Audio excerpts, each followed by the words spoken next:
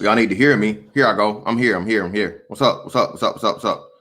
I only got 21 of you motherfuckers in here. It's supposed to be 40. See how quick and how hard these motherfuckers hate, man? See this shit? YouTube some hating ass bullshit. Y'all niggas know how to follow directions. One or two. Either or. All right, bet. Can you hear me now? All right. Cool. So, all right. So let me see. Hopefully. Let me see something.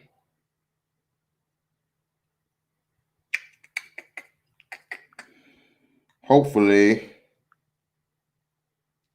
And shut up, man. My shit. They might have did already. Let me see something. It probably did.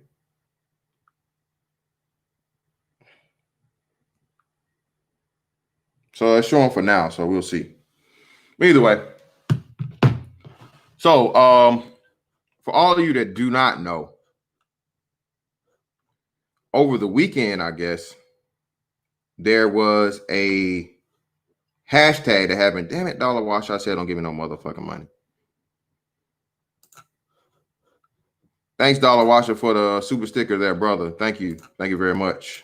Thank you, Dollar Washer. Thank you, sir. I don't know who this guy is. This dude is like, it's funny, but it's weird. All right, DJ Moss, you like you the 1%, man. I don't know what the fuck is going on, but it's weird. I don't know. Either way. So over the weekend, there was a huge hashtag that happened. And mind you, I told y'all, man, I'm not a Twitter fan. I don't really fuck with Twitter. I have a Twitter, but I haven't did anything concerning it really. Shout out to, let's see what we got. Shout out to JD for the $5 cash app. Thank you, brother. Thank you very much.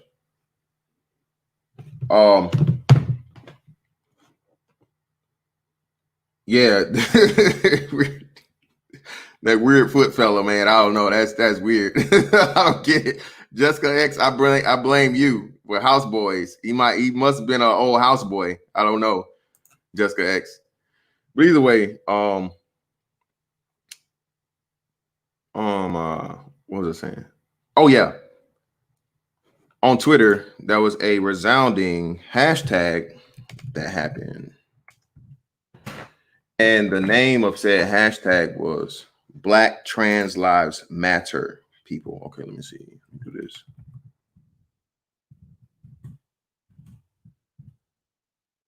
Yep. Black Trans Lives Matter. And I don't know if you guys seen it in my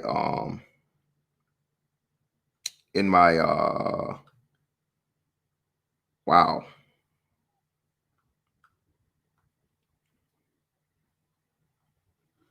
Oh, let me see this one. Let me get a better thing right here. Right, let me see. Let me do this one. How do I look at this one specifically? There we go. Hold on. Let me see. I gotta get this one separate. Because we don't get to determine when we're black and when we're trans. Your fight is and you need to take it and you need to process it and you need to keep carrying forward with it every single day of your life. Let me see. Is there a hold up? See if it's a link. Hold up. What the fuck is the link? Process it and you need to keep carrying forward with it every single day of your life. Because we don't get to determine when we're black and when we're trans. Okay, so let me I gotta do this, right? So shout out to Marco Grande. Appreciate you, brother. Thank you. So I have to do this little preface and disclaimer. So after this gets replayed or so on and so forth, and whatever happens, motherfuckers can't say that it is what it is. This by no means is meant to be transphobic, anti-LGBT, anti-alternative lifestyle. This is simply me exercising my First Amendment First Amendment right to free speech. Okay. All right. All right. And me pointing out the fallacies or the true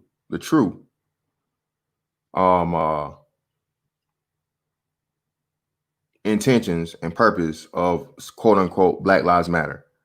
I will use some historical context to point those things out also. Shout out to Dave Monroe. Yes, straight lives do matter, but unfortunately, the only straight lives that matter to Black Lives Matter are after they're deceased. Okay. Straight Black male lives do not matter to Black Lives Matter until they're deceased, and Black Lives Matter has built their platforms off the deaths of heterosexual Black males. There's a reason as to why, and it's been complained about and documented by other individuals that straight Black males are not even allowed to have any type of leadership positions in the organization.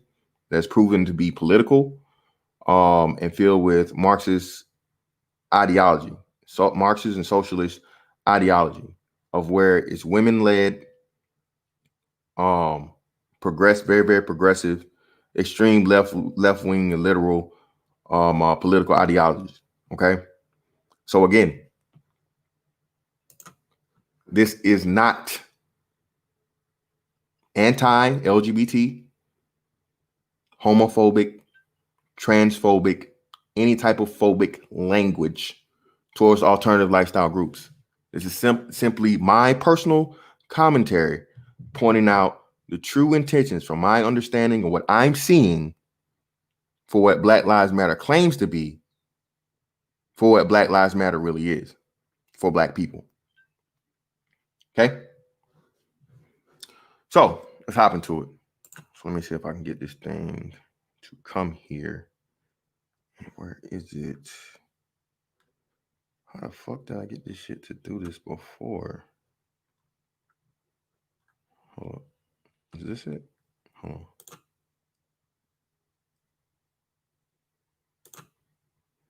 All right, cool. So let's see if we can do this right here. So there we go.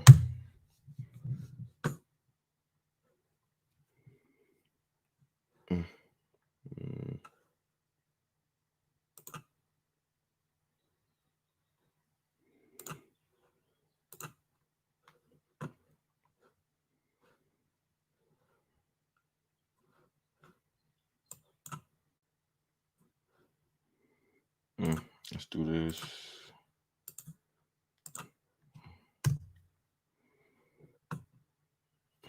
Oh, look, didn't I say?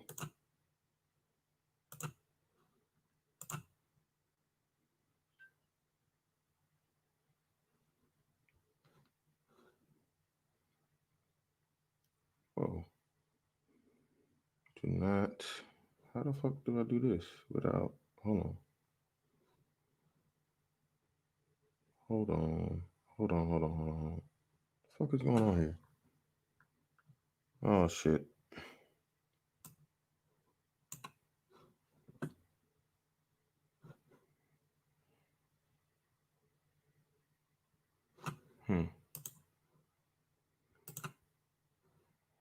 I'll do this because it's not working. So we'll do this here. Hopefully you guys can, let me turn it up. There you go. All right, cool. All right, so need you guys to hear this. And you need to take it and you need to process it and you need to keep carrying forward with it every single day of your life. Because we don't get to determine when we're Black and when we're trans. You'll find it every and you need to take it and you need to process it and you need to keep carrying forward with it every single day of your life. Because we don't get to determine when we're Black and when we're trans.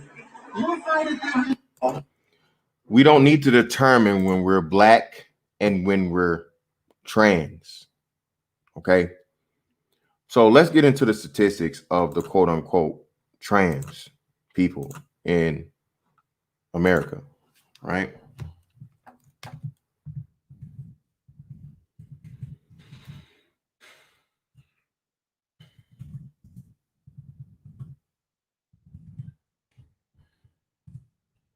U.S. transgender population.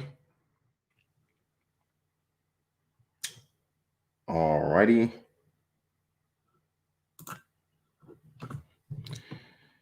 And let's see.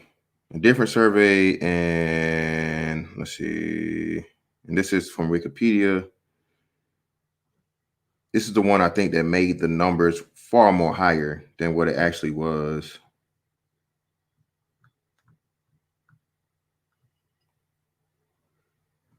Okay, so according to this, in 2016, they said there were 0.58% of trans men.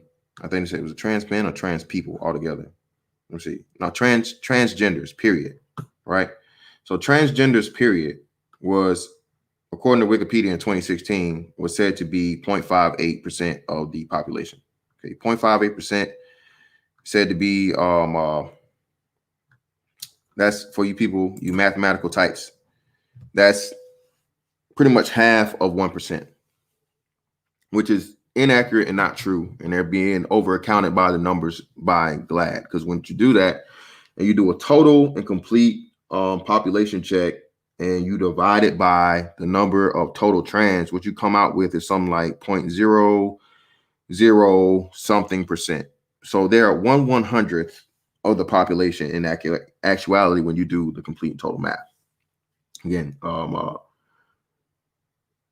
so what we get here is the classic philosophy of the needs of the few should never outweigh the many. Okay, and less than 1% is by all means the few. Okay, by all means. Oh shit! And shout out to Marco Grande. Marco hit me with 2 more. Let me see. Wait. Marco hit me with 2 more. Fat, ugly hoes don't matter. Old beaches do not matter. Shout out to Marco Grande. All right. What's up, Soul Provider? So, again, the age-old adage of the needs of the few should never outweigh the many definitely comes into play here. And what we're seeing happen here, in less than 2 weeks' time for the George Floyd protests, and we'll just leave it at protests, right? That have been orchestrated, organized, and commandeered by Black Lives Matter, is now the true colors and the true intentions of Black Lives Matter is coming out. Again, for you people that do not know and you've never done it. And I would say, I would liken to say that 75 to 80% of Black people have not, outside of this space concerning Black Lives Matter, have not went to their mission statement page and read their mission statement. Again, so for the people that haven't done it, let's do this. Let's go there. Okay.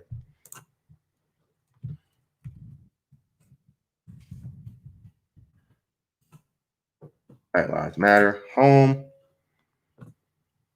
Okay, let's see. And it's funny too, man, that what we believe.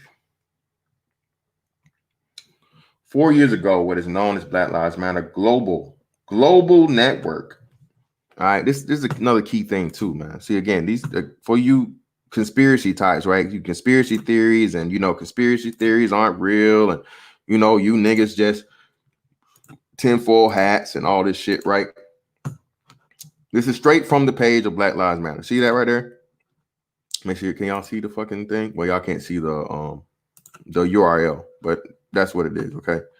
So what we believe, all right, 4 years ago, what is known as Black Lives Matter global network began to organize. Started a chapter-based member-tile organization to build local power, intervene in violence inflicted on Black communities by the state and vigilantes. In the years since, we've committed to struggling together to imagine and creating a world free of anti-Blackness where every Black person has the social, economic, and political power to thrive. Let's see. They mentioned Trayvon Martin. They mentioned Ferguson. Okay, let's see. Black people. Affirming Black Lives Matter. Let's see. Here we go. We are self-reflexive to do work required to dismantle cisgender privilege. Cisgender privilege. We make place for our transgender brother and sisters to participate and lead. Okay? Transgender, once. Trans, two. Trans, three. Black women, one.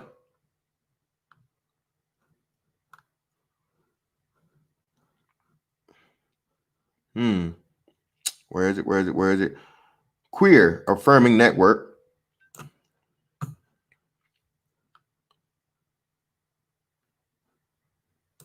Heteronormative thinking. And again, as I said, I told you, you do not see black male in here one time. Not once. Not one time. Not a one.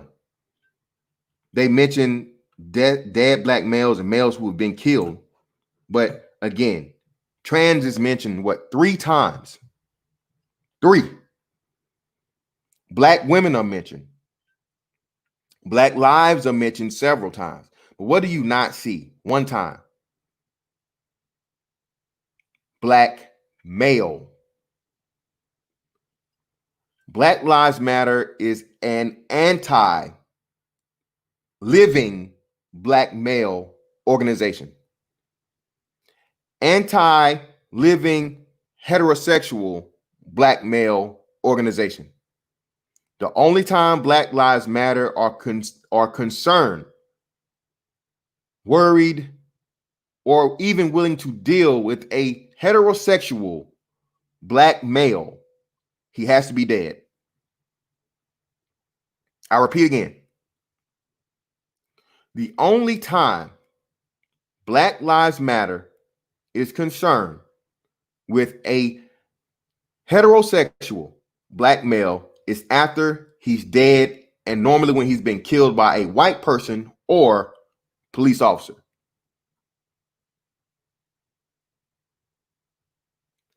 Black Lives Matter is a pro-alternative lifestyle, far-left liberal political organization. Hands down, cannot be denied. They say it right there in what we are about, what we believe. That is their mission statement.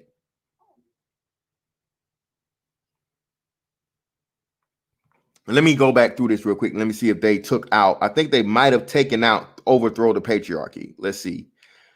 Did they take that out? Did they take it out? Did they take it out? Did they take it out?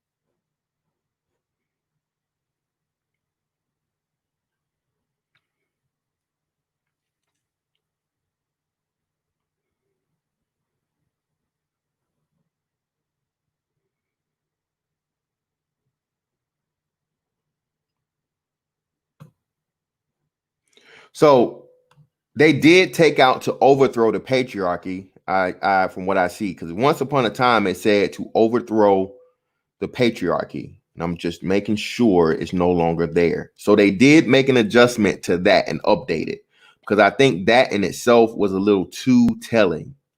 That could be considered anti-male altogether, which they really are. But that was too telling. That right there was something that you can say, hey man, how you gonna be about black lives? You say patriarchy, when again the biggest problem and issue with the black community is the fact of the matter that there is no patriarchy and it's not black male led. Fathers that you need, heterosexual men, that are interested in women, get in long-term relationship with them, hopefully get married and produce children. The only way that a black life can really exist. Not this,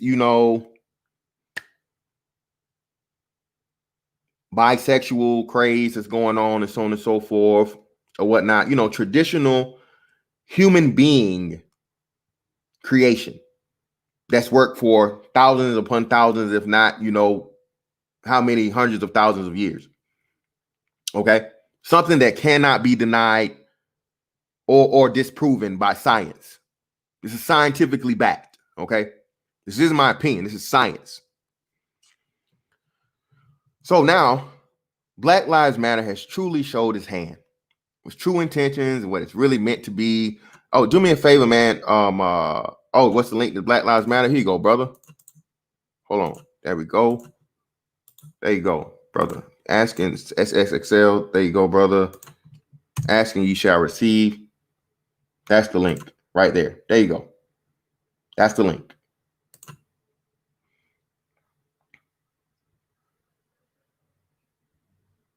Okay.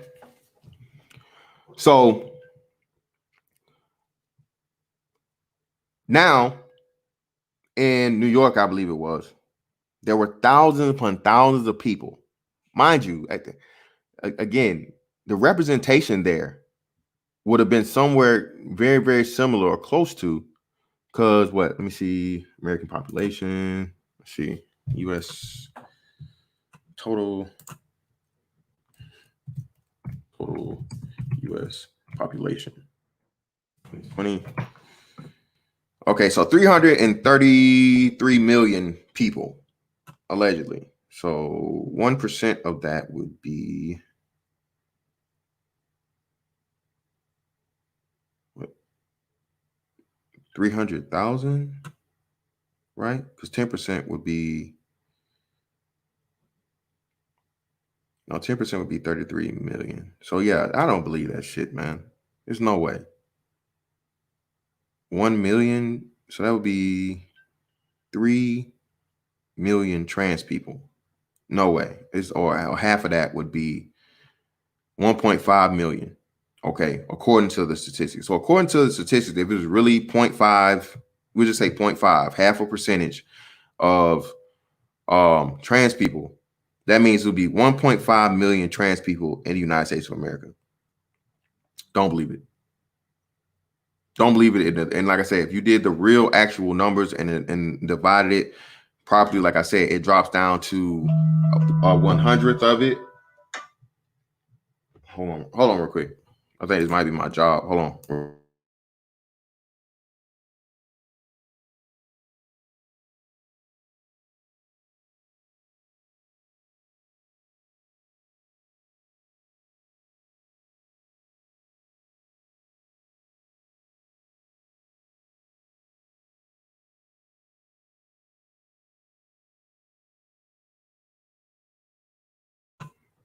Somebody asked me about some damn Medicare, man. What the fuck? Anyway, where was I? Oh yeah. So the numbers. So yeah. So you actually go down to the numbers and you go to the I'm pretty sure it's 0.0 something. So the 10th, it was more like 0.05 or 0.06. You cut that down another 10th, and it's something like probably 100,000, 100 some odd thousand. Let's just say a quarter million, right? Let's say a 250,000, 250,000 people in the country are trans. So 250,000 people out of 332 million. All right. And we just had a representation there in New York of thousands of people. Again, we know for sure, what we do know for sure is this: 100% of those people, or probably 50% of those people, weren't even trans. Okay. So what does that tell you?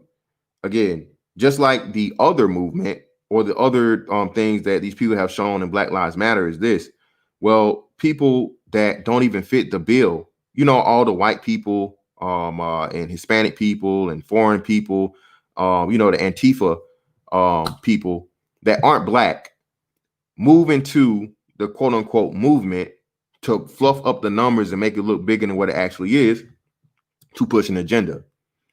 See, black people, what you're caught up in is called psychological warfare. This is how propaganda works.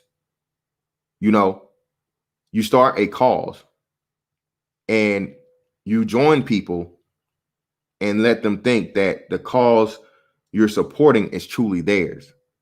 Then you outnumber the people and you overpower them and you overtake them. And what you come to discover is this, is that, but when it's way too late, that the movement was never truly yours to begin with. They use you in order to really get the true agenda into place. And Black people, this is just being done to you all over again. This is the same playbook that was used by the civil rights movement back in the 1960s. You know, where Martin Luther King told you, I felt like, you know, I've led my people astray. I was wrong. And then they smirked his ass. It wasn't just the United States government in on this shit, man. All right? It wasn't just the United States government in on it. There are very, very huge and bigger fucking powers at hand here. Believe it or not. Again, for all you people that's like conspiracies is bullshit and all this, that, and the other, what have you, so on and so forth. Conspiracy is one of the hardest charges to fucking beat. All right? All right? You don't believe me? Don't believe me? Ask anybody that's ever had to beat a fucking conspiracy charge. Okay? Conspiracy are things, people.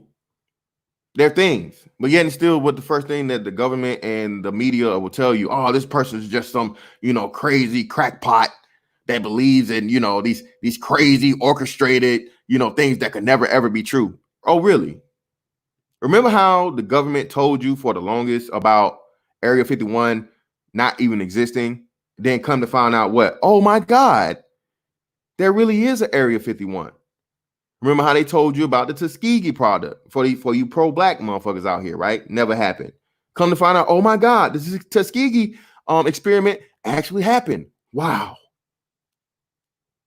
So the same government that has been proven and had to come out and tell you about, you know, the things that you had conspiracy theories about, and pretty much the fucking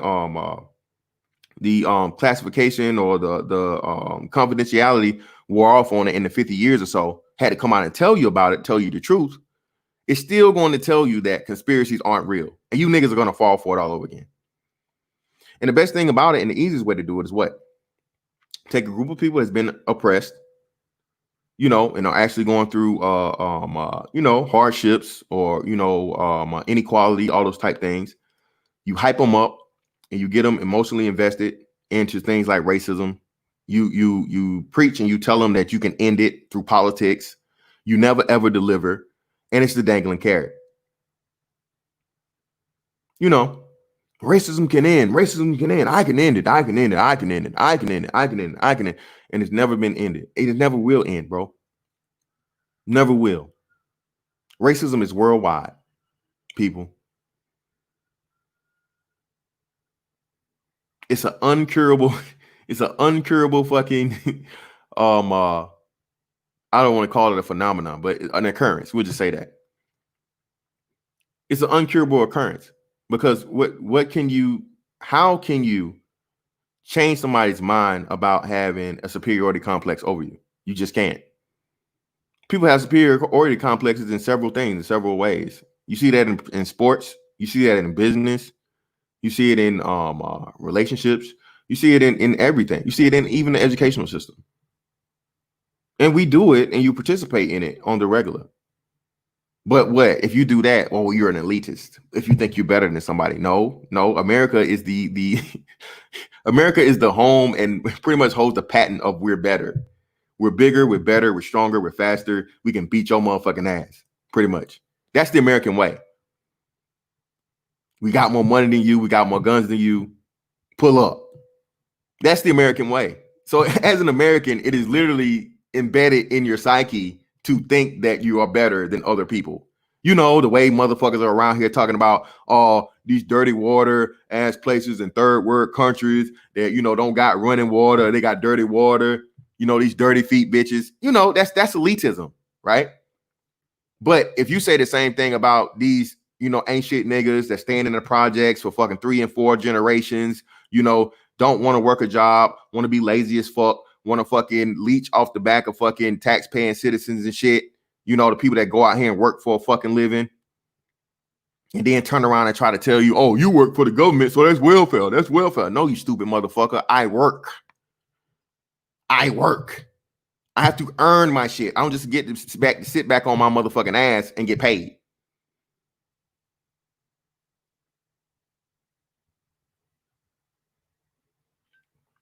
But let's go.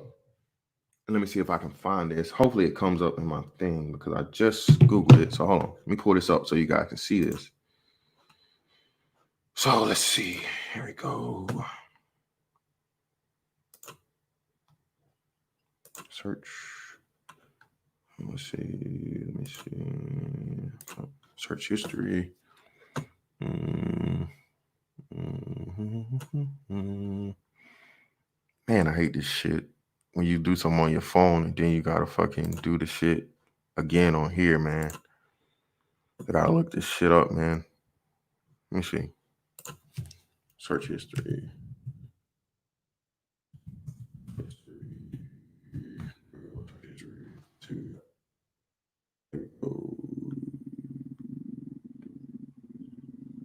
There we go.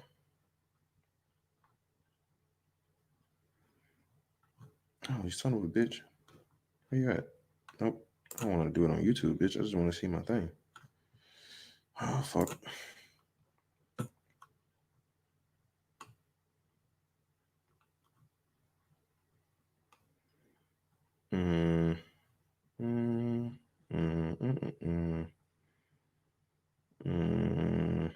Fuck.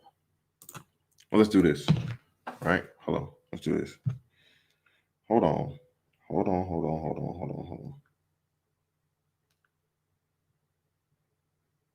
So there we go. If I look it up like this, we'll do this. So let's go back to regular Google.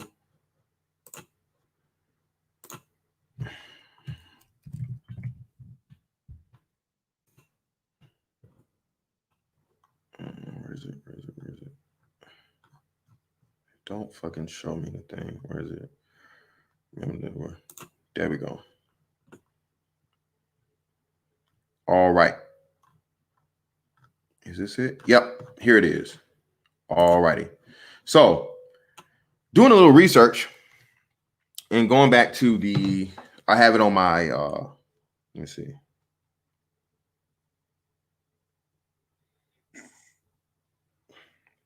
Let's see what this thing says.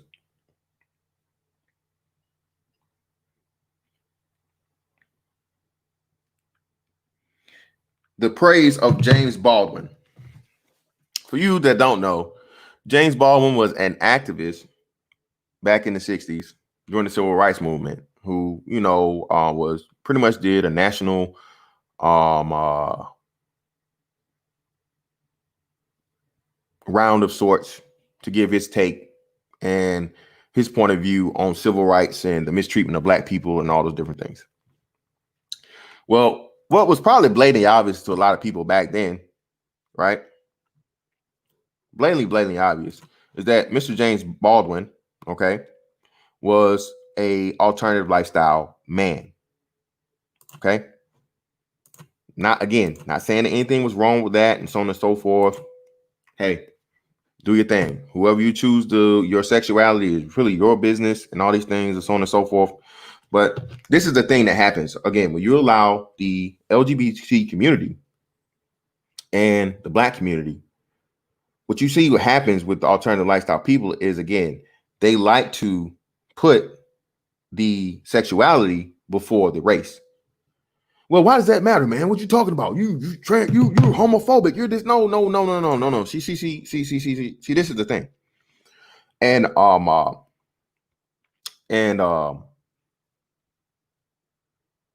Roscoe, do me a favor, brother. Delete that last comment you made, please. No anti anything that could be taken as or seen as hate speech or so on and so forth. Please, police yourselves and stay away from those type of language. Use the proper terms: homosexual, alternative lifestyle, LGBT. Please and thank you. Okay. I don't want this to be taken away because they gonna use that as an excuse for anything to flag this down, take it down, all these other things, right? So appreciate you, Roscoe. So by all means, Mr. Baldwin had as you say, was it split? It's not split loyalties, or what is it? What is it? Like his loyalties lied in two places at one time. And for you non-religious types, I know y'all may not get with this, but even the Bible tells you you cannot serve two masters. Okay. Usually when there's two choices to be made, a fork in the road, and so on and so forth, you have to make a decision. You can't really serve the purpose of two things at once. So what has been shown, even back with James Baldwin, is that when the choice has to be made, somehow these people see the struggle and the non-acceptance of their sexuality more important than their race. And the thing, again, like I said, show me the alternative lifestyle, LGBT, all those types of plantations in America. If you're going to claim, the black plight and, slavery and all these things and so on and so forth, the tragedies, the hangings, the lynchings, the killings, the rapes, all of these horrific things, drawing and quartering, but buck breaking, all of these horrific things that happened through slavery, right? And I remember when the LGBT started doing this more out in the open. Well, you guys should understand, because our plight is just like yours. The LGBT plight is just as bad as slavery was. And I'm like, whoa. Rewind. You say what now? Say what? Show me the gay plantation. Master, it's too hot. No, master. I's not working today. Show me. And then I will concede that point and go from there. But until then, I don't want to hear that shit, man. There's no fucking comparison, because you know what you're able to do with your sexuality? You're able to hide it, people. Till this day. Shout out to motherfucking Deontay Wilder. To this day, there are people still coming out. Diana Ross, right? In 2020. People that you thought were, straight as an arrow.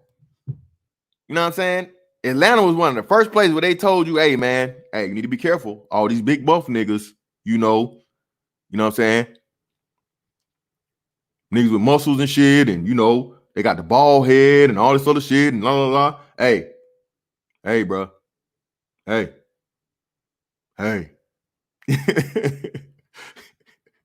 They out here chasing these boys, man. They on these boys. You know what I mean? It's like the scene on ATL when the dude was like, hey, man. Hey, that's a man. You don't understand that he over here on the side with us? If he over on the side with us, he's a man, bro. He's a man. Ain't no boy. You know what I'm saying?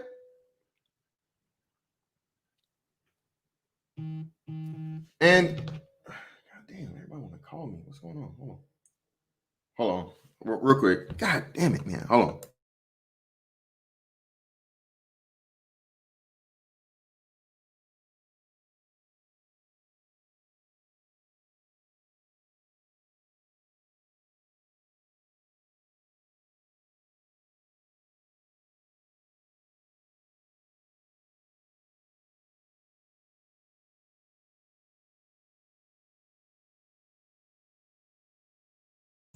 Yeah, my bad.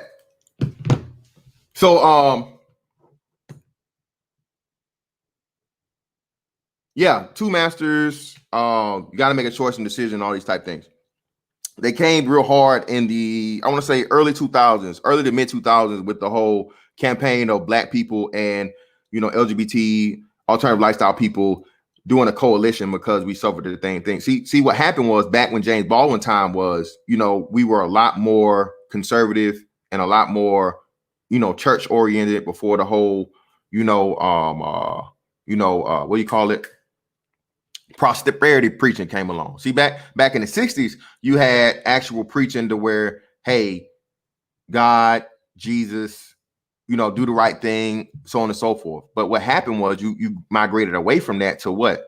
Hey, God wants you to be rich. He wants you to have your heaven on earth, when the Bible tells you exactly the fucking opposite. But hey, look here. The Bible tells you, man, it's easier for a rich man to pass through the eye of a needle than to enter in the gates of heaven. But you niggas, again, when you don't read your Bible, or you let somebody motherfucking you know, convince you that meant something else, by all means, right? But anyway, hey, motherfuckers can tell y'all niggas I need a private jet to fly around the world to deliver the gospel in the age of fucking Wi-Fi and 5G. But hey, you do what you want to do with your money. So, and not to mention too, hell, a lot of these preachers and pastors have been caught up finding out that they were secretly just that. They were members of the same community. Why? Whoa. See, again, more hiding who you really are. See, the thing about being black is, and I can tell you this as a dark motherfucker, right? You can't hide it. You can't hide this shit. You know what I'm saying? You can take the Sammy Sosa route if that's your thing. But you know, hey, I'm again, once upon a time, somebody said, "Say it loud, I'm black and I'm proud." Hey, I done been smoke, I done been dark, I done been burnt, I done been, you know, oil, I done been all that shit, and I'm cool with it, baby. I love this shit. I mean, you know, THC, tall, handsome, and chocolate, baby. You know what I'm saying? BABG, you know, hey, ain't too many of us out here, man. You know what I'm saying? Less is more, nigga. It's plenty of us. You know what I'm saying? Less is more, baby. Hey, you know, I count for like, you know, 2.5 niggas, depending on where I'm at. But anyway, you know what I'm saying? I'm not gonna toot my own horn too long. You can't hide your race. And people from the beginning have stereotypes about you as black men, especially about you concerning your race. Again, shout out to Malcolm X. What do you call a man with a PhD and drives a Mercedes-Benz? You call him a nigga. That remains true to this day. I've never been a proponent of racism does not exist. Never been. I know racism exists. I've experienced myself. I've been called a nigger within the last 2 years. Nigger, hard R, pirate style. Okay.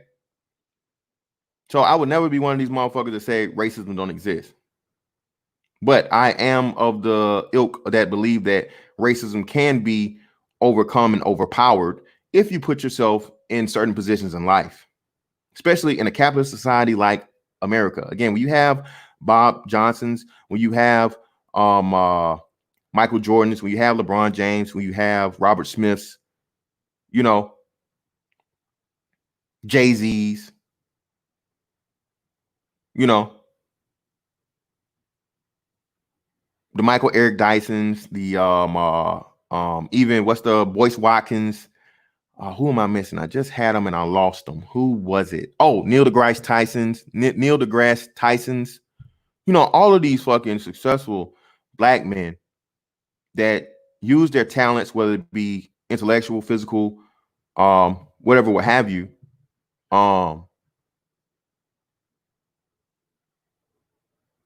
to take advantage of a capitalist society and pretty much force themselves into any room they want to be in. That's the thing, man. Again, money is a tool that can be used to where racism don't really matter to you like that.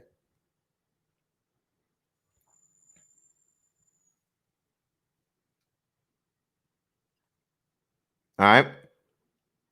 So, Alec Baldwin.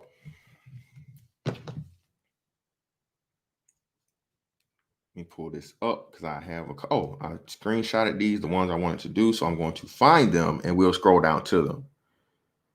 Okay. My images, gallery. There we go. First one. All right. So let's do this. And this was a article done by interview actually done by The Voice. All right, The Voice, and this was June 22nd, 2018. All right, I don't know when the actual thing was done, but hey, that's the the production of this article. So let's hop into it.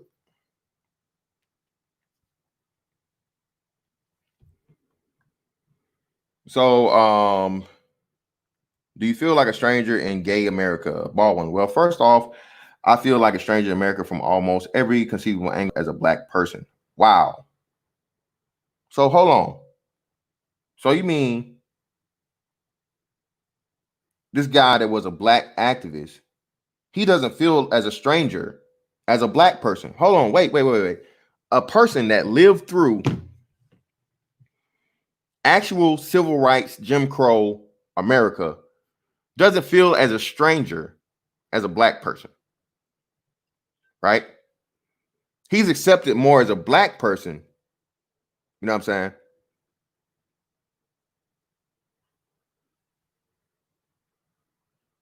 Except, mind you, except as a black person. And he didn't really like the word gay. All right. So that's that. Let's hop down to the most important part where we get into the real meat and potatoes, apocalyptic. When they ask an apocalyptic question. Where is it?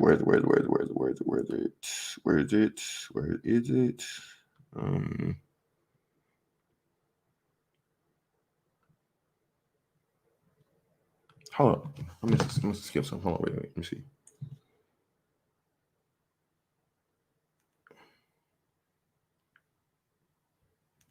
Oh, you know what? I did it backwards, I think.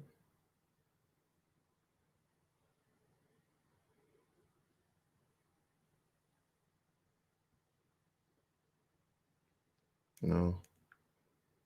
Where is it? Here we go.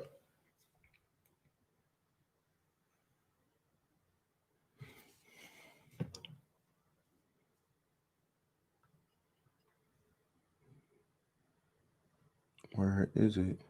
There we go. Are you as apocalyptic about the prospects of sexual reconciliation as you are about racial reconciliation? Well, they join. Oh, they join. How so? The sexual question and the racial question have always been entwined, you know. Wow. So one and the same. So listen, see what Alec Baldwin is doing. And again, to my, the people that say, oh, Fantastic don't read. He don't read, so you can't listen to him. He don't read nothing. So, him listening to interviews or taking what people actually say out of their mouth make him stupid. Because he don't read what they say. He go by what they actually say. Because he too dumb to read. This is what idiots say, right? This is the opinion of idiots. Okay? This is what he's actually saying in an actual interview. Well, they join. The sexual question and the racial question have always been entwined, If America can mature on the level of racism, then they have to mature on the level of sexuality. Oh, is that so? Is that so?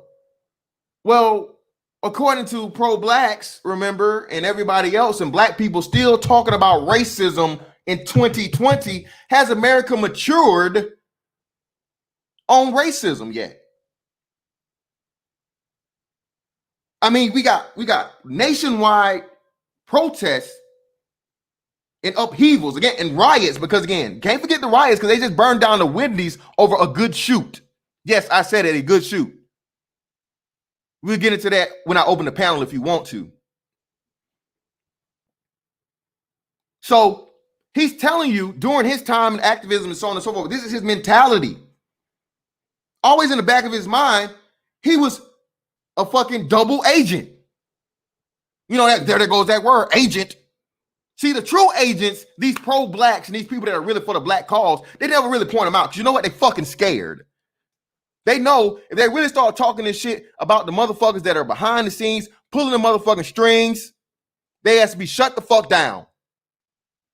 Any money and funding they're getting, the white folks on the fucking outside looking in with the white guilt and all this shit, they'll motherfucking pull their ass away. The niggas that are motherfucking, emotional as fuck and don't know shit about the real thing motherfucking going on right in front of their face because they're in their feelings and controlled by the fucking media that tells you that you've been hunted. They hunting us. They killing us. They just, again, man, you niggas need to pick up a math book and learn fucking statistics. When the numbers and the stats show everything the opposite of that. If you do a fucking per capita thing for amount of people that are, again, you're outnumbered 6-1, of course, per 100,000, you're going to have more victims because it's less than you. Fuck.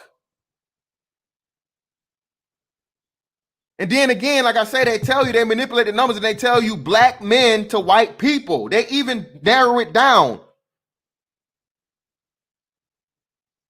But I don't want to digress too much. I think we'll have to agree there's an entrenchment going on in racialism. Do you sense the happening in sexual relations? Yeah, that we will have to call a backlash, which I'm afraid is just beginning. I suspect most gay people have fantasies about genocide. Well, it's not fantasy exactly. Simple society makes it for toward you very, very clear, especially the police, for example, or truck drivers. I know my own experience that the macho men, truck drivers, cops, football players, these people are far more complex than they want to realize. That's why I call them infantile. They have needs which for them are literally inexpressible. They don't dare look into the mirror, and they have a need for F-bombs. They created F-bombs. This is not my writing, and I'm not saying the word, but that's what he's according to for the derogatory term towards homosexual males or homosexual people, sexual fantasy in the body of another man, and take responsibility for it. Do you see what I mean? I think it's very important for the male homosexual to recognize that he is a sexual target for other men. And that is why he is despised and why he is called F-bomb. He is called an F-bomb because of those males need him. Wow. So what you telling me is, wow, and I'm guessing he's referring to these undercover brothers, as you call them, right? Let's go to the next one. Just read that one. Let's see. Why do you think homophobia falls so often on the right of the political spectrum? There we go with politics. Wow. Why are you now taking a view on sexuality and putting a political box, putting it in a political box? Why is that? Are conservatives the only people that have an issue or a opinion about homosexuality? Is that what you're saying?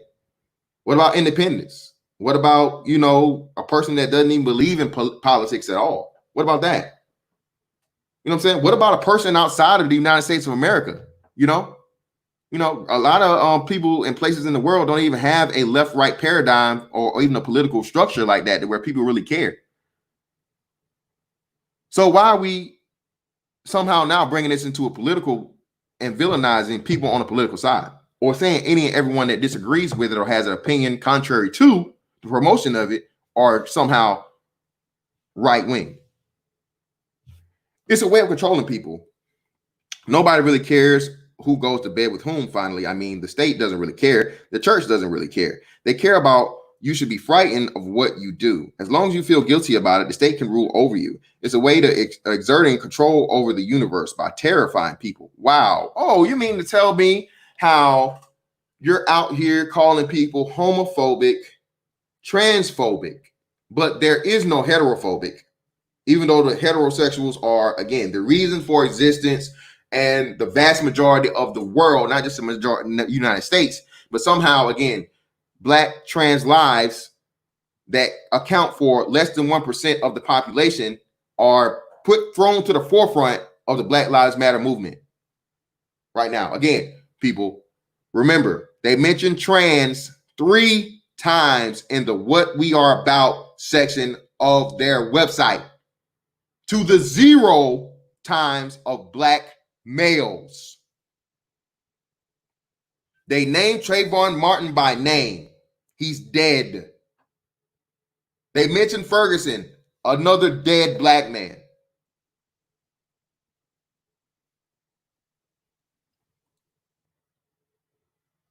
The only time this movement is concerned with heterosexual Black males is when they are dead.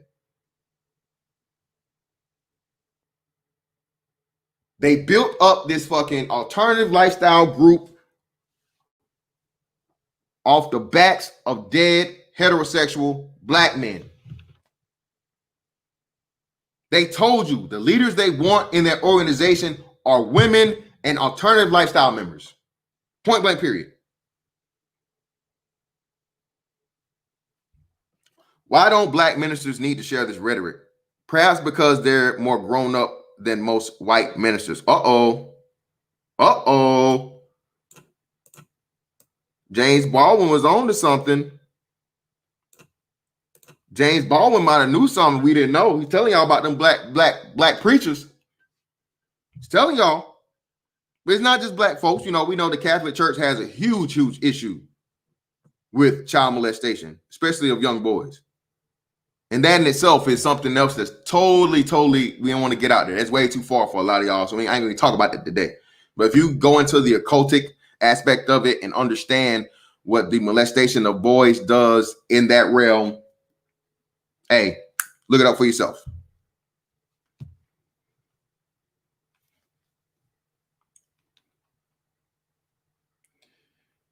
Let's see.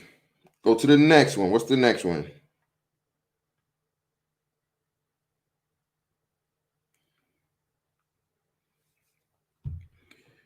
See, the last one I wanted to touch on was, are you optimistic about the possibility of blacks and gays forging a political coalition? Wow. What is this? Blacks and gays forging a political coalition?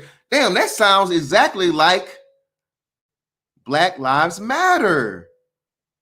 Wow. Do you see any special basis for empathy between us? Yeah, of course. What would that be? Well, the basis would be shared suffering, shared perceptions, shared hope. Shared suffering, how so? Well, what perceptions do we share? I suppose one would be the perception that love is where you find it, if you see what I mean.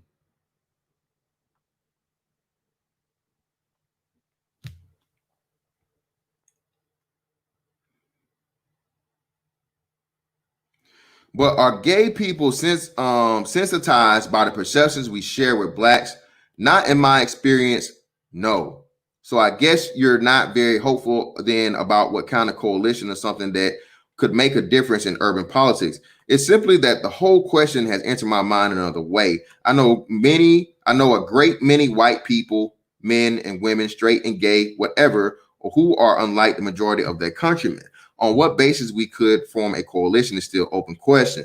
The idea of basing it on sexual preference strikes me as somewhat dubious, strikes me as being less than firm foundation. It seems to me that a coalition has to be based on the grounds of human dignity. Anyway, what connects us speaking about the private life is mainly unspoken. I sometimes think gay people look to black people as healing them, not only gay people, healing their alienation. That has to be done, first of all, by a person, and then you find your company. When I heard Jesse Jackson speak before a gay audience, I wanted him to say there wasn't any sin, that I was forgiven. Is that the question for you still? That question of sin? I think it must be on some level, even though I'm not a believer. Well, damn, if you're not a believer, why the hell are you concerned with a religious opinion of a preacher? If you don't believe in his, you know what I mean? What does it matter? Well, how peculiar. I didn't realize you thought of it as a sin. Do many gay people feel that? I don't know. I guess I'm throwing something at you, which is the idea that gays look to blacks as conferring a kind of acceptance by embracing them in a coalition. I find it unavoidable to think in those terms. When I fantasize about a black mayor or black president, I think for being better for gay people. Well, he's definitely right about that. I mean, Barry O, hey man, Barry O did wonders and miraculous things for the LGBT community in his 2 terms. You know, and speaking of, that's a great segue to this. Let's see. Let's jump away from that. And let's jump into this. Let's see.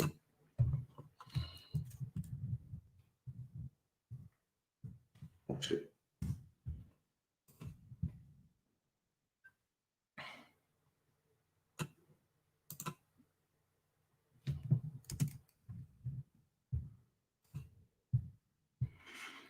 So let's jump into this one. So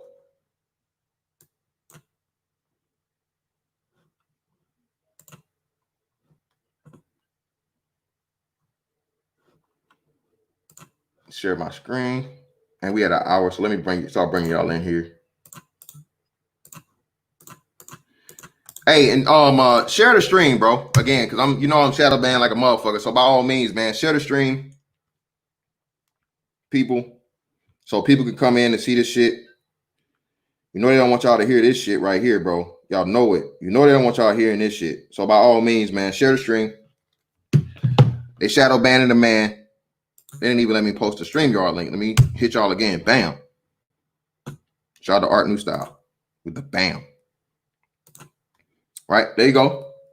So speaking of President Barack Obama, well, President Barack Obama passed the Matthew Shepard and James Byrd Hate Crimes Prevention Act on October 22nd, 2009. Well, fantastic. Why would you have a problem with that? I mean, you know,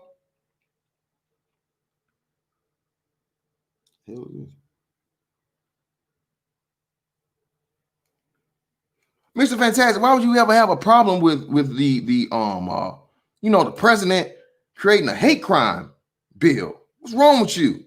Do you hate your own kind? Are you homophobic? You hate the alternative? No. I don't hate either one, but I wanted to make something very, very clear to you guys. Let's go to Matthew Shepard. Let's see if they have a hyperlink here. Oh shit. Let me bring it for y'all. Okay. Let's do this. Share my screen. Chrome tab. There we go. All right. So let's do this. Let's hit this. Matthew Shepard. You see here, Matthew Wayne Shepard was a gay American student at University of Wyoming who was beaten, tortured, and left to die near Lamoury on the night of October 6, 1998. Remember that date. Remember that date now. October 6, 1998. Now, hold on. Let's see. Where did this? Oh, let's see. Let's go back. Well, let's click this hyperlink and go back. And let's go to James Byrd. Whoa.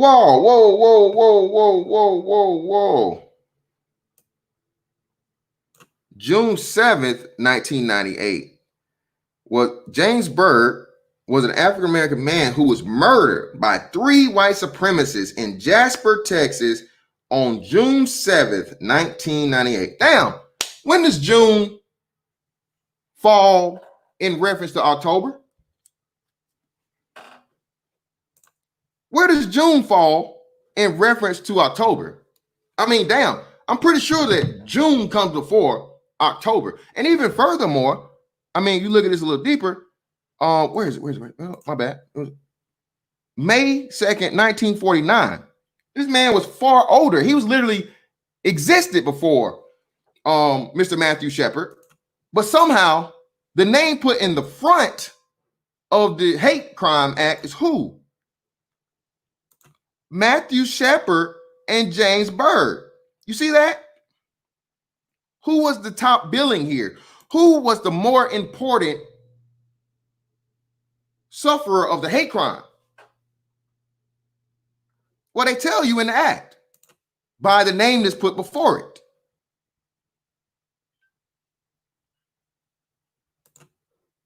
They tell you in the act. He tell you right now what's more important. He tell the alternative lifestyle person is the more fucking important person because their name's put first. Somehow, even though they're younger and they were killed after the black man. All right. And if I remember right, I think they drugged this man through the streets until his fucking head came off. If I remember right.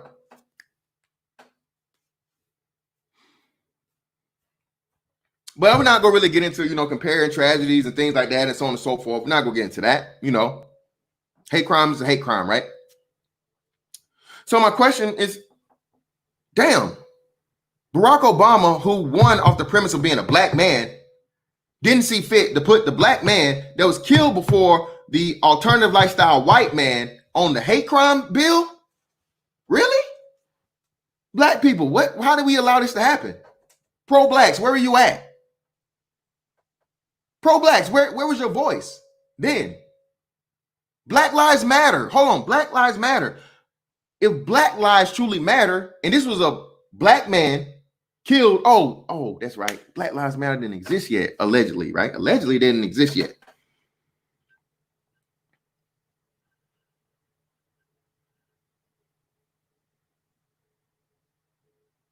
Yeah, see, like he was found dead, and no one knows the things behind the reasoning of him being killed. So he was killed, and he was a gay man, so it must have been, it's because he was gay, nothing else. But this was clearly why. Again, taking a black man, dragging him to the motherfucking street till his motherfucker behind a truck until his head came off by 3 white supremacists, no doubt. See, there really isn't a straight supremacist group. Am I wrong? And I'm not even trying to be funny right now. Is there a heterosexual supremacist group? Can anybody name them for me? Can you name them for me? Because again, this is the funny thing about when you compare, black to everything else when it comes to suffering and discrimination and, hate and all these things. See, KKK, neo-Nazis, even though neo-Nazis is not for blacks, they for no. See, again, neo-Nazis are for anyone that's not white. Not just, people from Israel, Jewish people, black people, because you're not of the Aryan race. So yes, even including neo-Nazis, okay? Well, neo-Nazis don't like alternative lifestyle people either. But hey, it's an order system. It's an order of importance.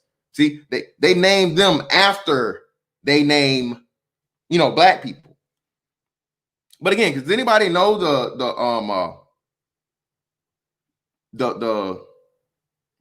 homosexual the heterosexual supremacist group?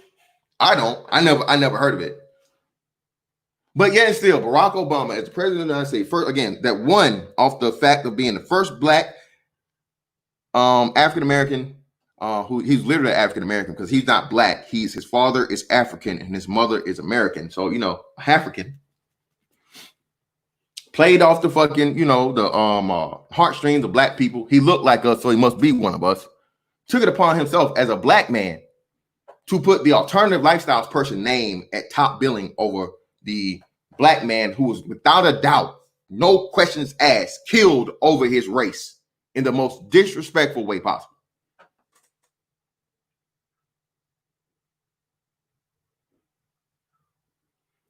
See, black people, when you allow and you join hands with these people who have these dual loyalties, right? These double agents, you're always going to be the second choice. Black Lives Matter is spitting in you niggas' face. You dumb ass, emotional ass niggas' face right now. Spit in your fucking face. And let me pull this up for y'all. Let me see if I can send this to myself. Actually, hold on, let me go because I can go to my own. I shared this on my thing. So here we go. Let me go to my page. Channel. Let me see this. Where is it? My community tab.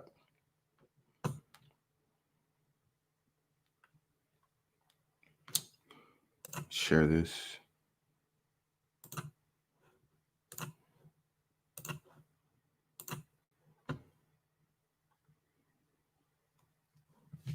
So very important acknowledge to black, queer, trans people who started to continue the monumental movement that is Black Lives Matter. Also to remember when we say all Black Lives Matter, that we remember to include black queer lives. And again, do you guys notice how black trans lives are super boldened? And I think when it's bolded like that, that means that it is currently trending. What did I tell y'all about these trending hashtags? If you were to put and start a shout out to Darkman60. Thank you, brother. Tell them again, I don't think they heard you. If you were to start a hashtag saying end all child molestation today, You think that would go trending? Of course it wouldn't. Of course it wouldn't. These trending hashtags, man, are bought and paid for. And for you emotional ass niggas to sit back and allow these people to tell you and claim that they give a fuck about you, especially you black men. You niggas are out here in these streets 12 and 18 motherfucking hours a day, walking and marching and wearing t-shirts and screaming and chanting this bullshit for a group of people that don't give a fuck about you until you get goddamn killed. The main problem with the fucking black community is there are no men, no heterosexual men with fucking masculine energy running shit. And Black Lives Matter is directly opposed to that. And that's exactly what the black community needs. I'm not saying that I'm cool or fine with a black man losing his life unjustly. No, I am not. But what I'm telling you is this. There is no fucking way you should be shaking hands and locking arms with motherfuckers that have an ulterior motive that is fucking contrary to what you actually need for your community. These motherfuckers have never gave a fuck about you. All the way back to the civil rights movement. That's why I brought up Alec Baldwin to show you. They're telling you this right there. Do you see all these people in this goddamn picture? There's a reason this picture is fucking old as fuck and all the people in it is black and white and all this shit. This has been a long running agenda since the fucking 60s. They just now have rebranded and put a proper brand on it. This has never been about you, black people. This has been about using your fucking actual struggle, your fucking deaths to build up this fucking global ideology of accepting alternative lifestyle as being okay in the right way.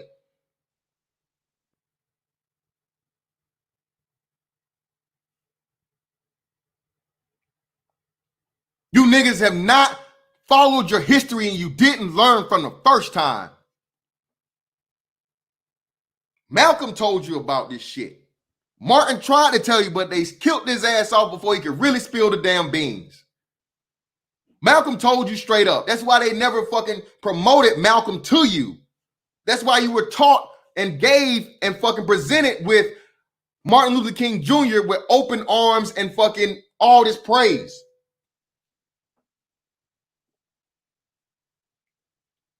Bayard Rustin, look him up. MLK's right-hand man. I think he wrote some of his speeches and he was one of the people that was directing Martin about what to do.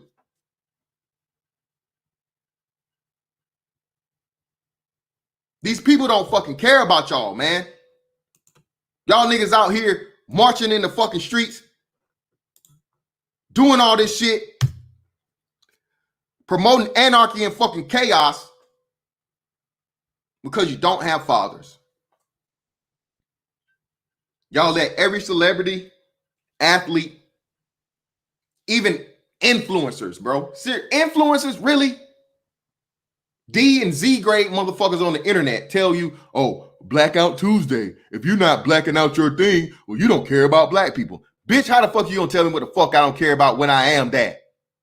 I'm a motherfucking grown-ass black man, bro. BABG to be motherfucking exact. Don't you dare ever in your motherfucking life tell me just I don't want to participate in some bullshit ass social media temporary campaign that I don't care about my fucking existence.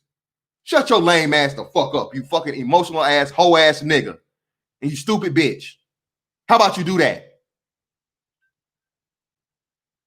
You niggas don't want change. You just want to feel good. To the fucking detriment and to the point of where you will fucking let these people come to you under the guise of black lives when, again, show me the black male living heterosexual black male that these people have supported, promoted, backed. And don't give me no motherfucking Colin Kaepernick. Colin Kaepernick's in on it too.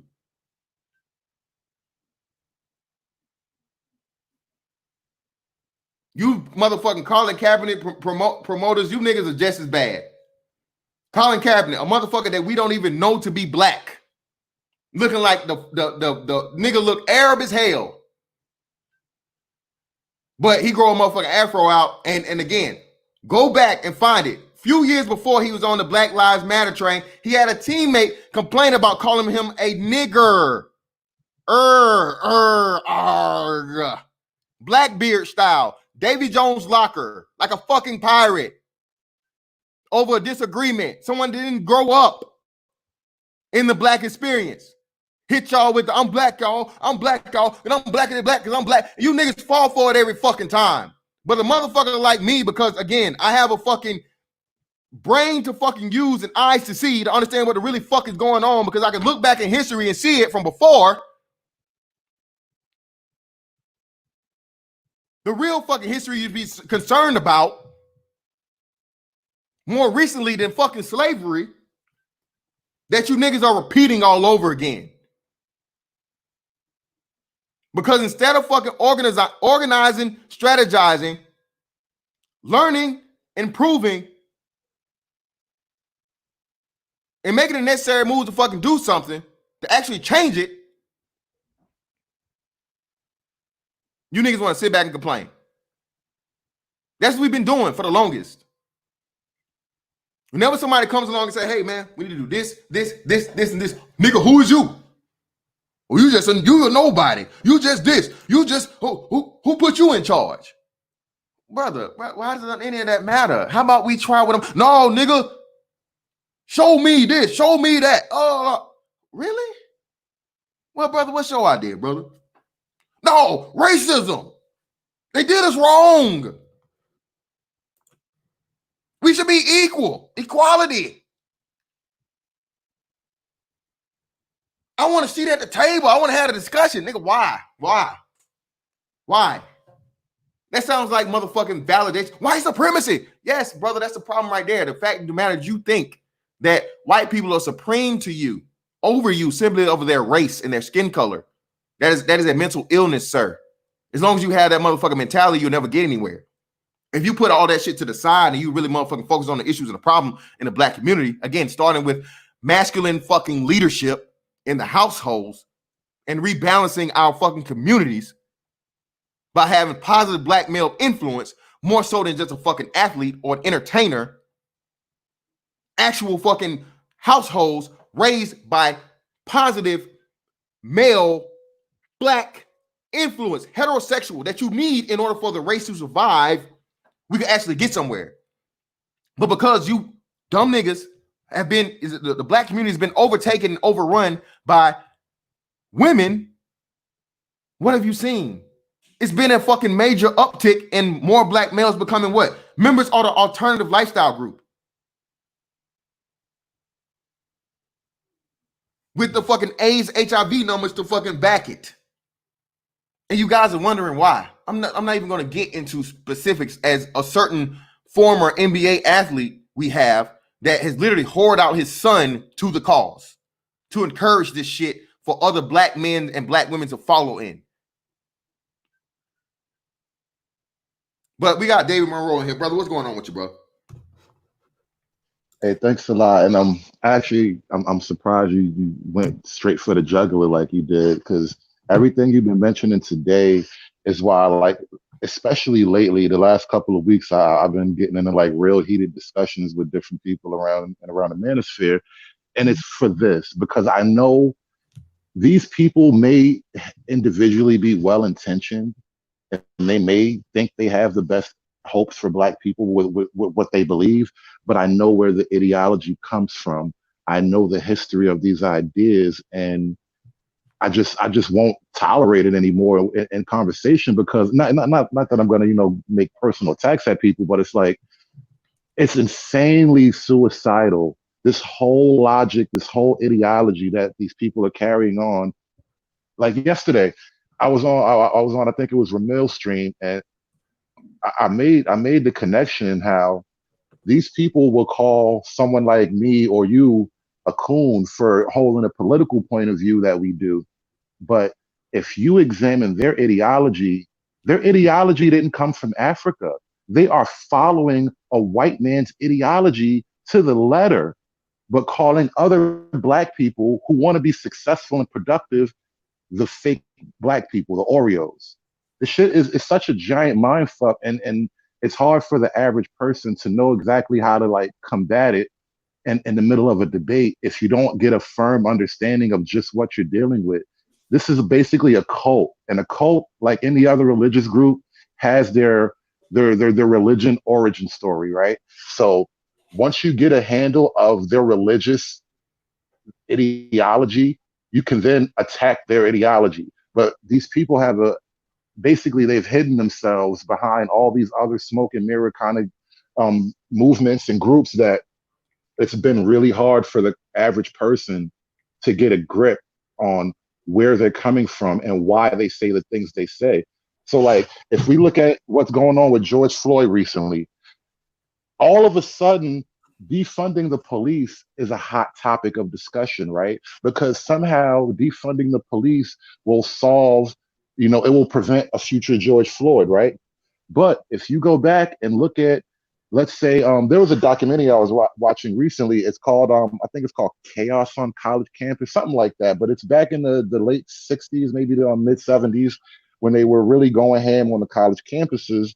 And it was there. They mentioned defunding the police, not as so much a strategy to, actually, they did mention it as a strategy to sort of help the Black community, but it was in the overall goal of collapsing the American system and reestablishing some sort of communist socialist network.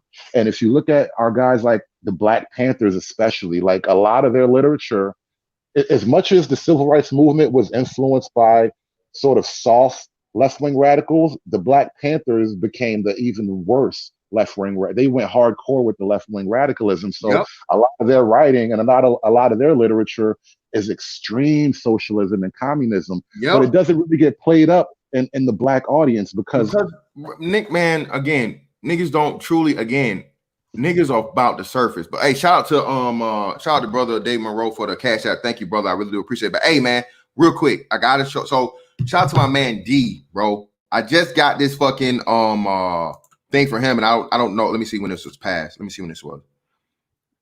That's today, people. Today at 1 p.m. This is reported by CBS News, right? The Supreme Court ruled Monday that it is illegal for any employer to fire someone because of their sexual orientation or gender identity, delivering a major victory in the fight for civil rights for LGBTQ people. The court's ruling of 6-3 ruling extends the scope of Title VII of the Civil Rights Act, which bars discrimination on basis of sex, race, color, national origin, and religion to include LGBTQ people. Bro, do you understand? Again, this is like, I know you niggas don't fuck with God, but this is like God talking. This shit came out since I've been doing this, people. I've been on this bitch for an hour, 25 minutes. He sent me the thing at 1:17. I can't find out when this was exactly delivered here or how long ago it was posted. It won't tell me the exact time, but again, today. Do you guys see this? I'm gonna play it so you guys can hear it. And again, let me show you. I'm gonna show you the thing. You know, I can't play it during the time because if I do that, they'll flag it down. So I'll just show y'all the screen share to see you who they have covering it, which is not by chance. Which is not by chance, people. It's a reason why they have the individual Vladimir Duthiers. Okay, there's a reason for this. None of this stuff is fucking by happenstance. All right. So now we're going to listen to the audio.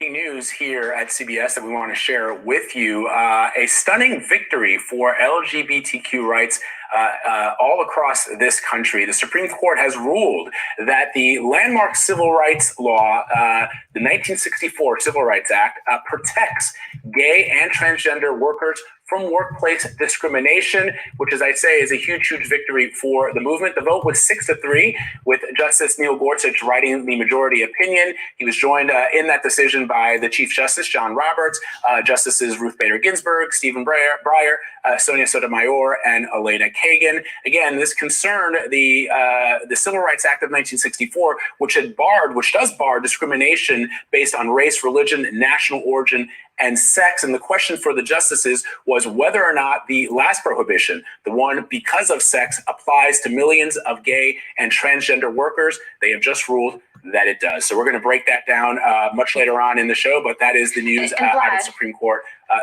Yes. I just want to sort of clarify, because I think a lot of people might be shocked that the Supreme Court was listening to a case like this, that this is about federal protections for people in this category, that in fact, federal protections are not in place now. So depending on the state that you're in, it may be against the law to discriminate against you because of sexual orientation, but it's not the same across the board. So this would have sort of a singular rule for everyone in this country. That's right. Exactly. So do y'all understand now, people? Do y'all understand? And I'm not by any means saying there's anything wrong with those rights being extended to alternative lifestyle people or anything like that. I'm not saying that by any way, shape, form, or fashion. Hold on, let's see. Get the whole crew up in here. There we go. There we go. So y'all can see this again. So y'all get the whole crew up in here so y'all can see this.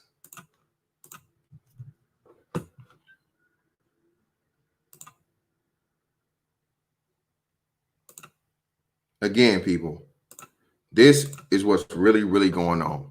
This is who this thing is about. While y'all out here marching in this and y'all are begging for police reform, it's a federal law being passed for who? The people that Black Lives Matter is promoting in front of you. They're forcing you and telling you that, hey, you need to consider these people while considering your own thing. You shouldn't get your own thing first. You should be getting it at the same time as these people who account for, I gotta make sure I watch my language, who account for lesser of the population than you do, and who have not officially been suffering as long as you have been. Again, I don't understand you guys, especially you back to Africa's, pro-blacks, hoteps, all of you, the black woman is God, all this other stuff. How the hell do you guys feel like that it's somehow fair or somehow appropriate for these people to get any and everything you get at the same time? When they can just go ahead, bro. My bad. No, I just want to throw something in there. All right, one, be wary of people who manipulate language. That is the first step to manipulating how you think. All right. There was a quote, somebody put this in another chat before, but it was from 50 Cent. I hate a liar more than I hate a thief. A thief is only after my salary, and a liar is after my reality. And what these people intend to do is alter your perception of reality. So, and what I'm getting at is this. If civil rights are rights that can be expressed by every individual American, then how can gay rights be civil rights if only gay people can express them? Exactly. See, they're playing a very, very sophisticated mind game with people, and this stuff actually, like, it's tinfoil hat, but this stuff really does go way to the top. And to the top of not just the White House, but why are all these corporations so willing to bend the knee? And then, for example, look, Starbucks is as pro-gay friendly as Starbucks has been historically speaking. They actually took a stand for some reason against Black Lives Matter recently, and they said that they would ban their employees from actually wearing any BLM gear while on duty. They just want to stay out of the protest, I guess, for whatever reason. I didn't really get information as to why. And then Oh shit, you borged out, brother. David, you there? Okay, well, he'll come back. He'll come back in. I'm pretty sure he'll come back in. But listen, people, again, man, I am not in any way, shape, form, or fashion saying that alternative lifestyle people, LGBTQ people, homosexuals, bisexuals, all these other things, so on and so forth, anybody that fits that spectrum should be eliminated or prevented from receiving civil rights. That's not what I'm saying. I'm saying, again, when you look into they laid it out to you as a Hold on, hey, direct plan. Dave, I don't know if you know, but brother, you borged out for like the last 2 minutes. So anything you were saying for like the last 2 minutes, brother, you got to come back in. Start back over. Oh, shoot. Well, I don't even know how far back that is, but I was just saying they're using every kind of pressure angle that they can think of when it's straight to the top as far as the president, the White House, and not literally the president right now, obviously, but maybe, who knows? But it's as far as like politics, it goes to the top with all of your politicians, especially black politicians. Be very wary of black politicians because most black politicians were trained in this same ideology coming out of their college era. So when you think about how many black politicians got their stripes in the civil rights movement, right? But if we accept the reality that the civil rights movement was a heavy socialist movement, although it was closeted for many people, it was still heavily a socialist movement. What does that say about our modern politicians who came from the civil rights era? Well, it says just that. Like I said, they were dual agents. They were double agents. That's exactly what it means. And again, you were warned by the likes of Malcolm X and telling you, hey, don't trust these liberal white people that tell you, hey, we're for you, we feel your pain, we care. But at the same time, like I said, when they hop in the ballot box, and so on and so forth, or you move in their neighborhoods, they want nothing to do with you. Again, what you niggas don't understand is the fact of the matter. This is just going to happen again and again. I think this one is going to be. This is your last hurrah. This is fucking Custer's last stand. This is remember the Alamo for black people, man. It could very well be that. No, and this is why another reason why I take such offense to a lot of these guys who are pro riot, pro chaos, pro destruction, because they see it as a path forward. And I'm like, how is this forward? It's insane. And not only that, nobody wants to address our dwindling numbers. All right, we're a fucking 13% of the population. We haven't progressed in over what 20 years or something like that. 20. Right. We've been stagnant. We've been stagnant for somewhere between I think 15 to 20 years. And again, we've been surpassed by Hispanics in population. I think Hispanics are now 18%. You know what I'm saying? And not to like, pick the Hispanics, pick on the Hispanics in a race war or nothing like that, but just think about the reality of it. Those people are not going to be our de facto allies in some kind of upcoming racial conflict. You are fucking crazy. They will defeat us and the white man if given the opportunity. So the idea that there's going to be some kind of cross-racial, cross-ethnic allies against the white man is fucking lunacy. And these people act as if we have not only the capability, but the actual practical know-how to do this grandiose scheme. And we only probably have 4% of our 4% of the nation is probably black fighting men. And you understand what I mean by that, the age bracket and the health and all that, like take away the old, the infirm, the very young. How much of the population is going to actually fight this fucking struggle for you? These people are nuts. Shot, what's up, Fashion? What you got for me, brother? Hey, I didn't see any notification for this live, but I saw your last video where you're basically talking about, the shadow banning and all that. So that's always about to know that you're actually live. It's showing you've been live for over. Yeah, over a fucking hour, man. Matter of fact, let me change the shit back. That way some motherfuckers can find the shit. Cause that one, it's not gonna hide that one. So let me do this. Go ahead. I'm listening though. Go ahead. I appreciate it. Yet again, man.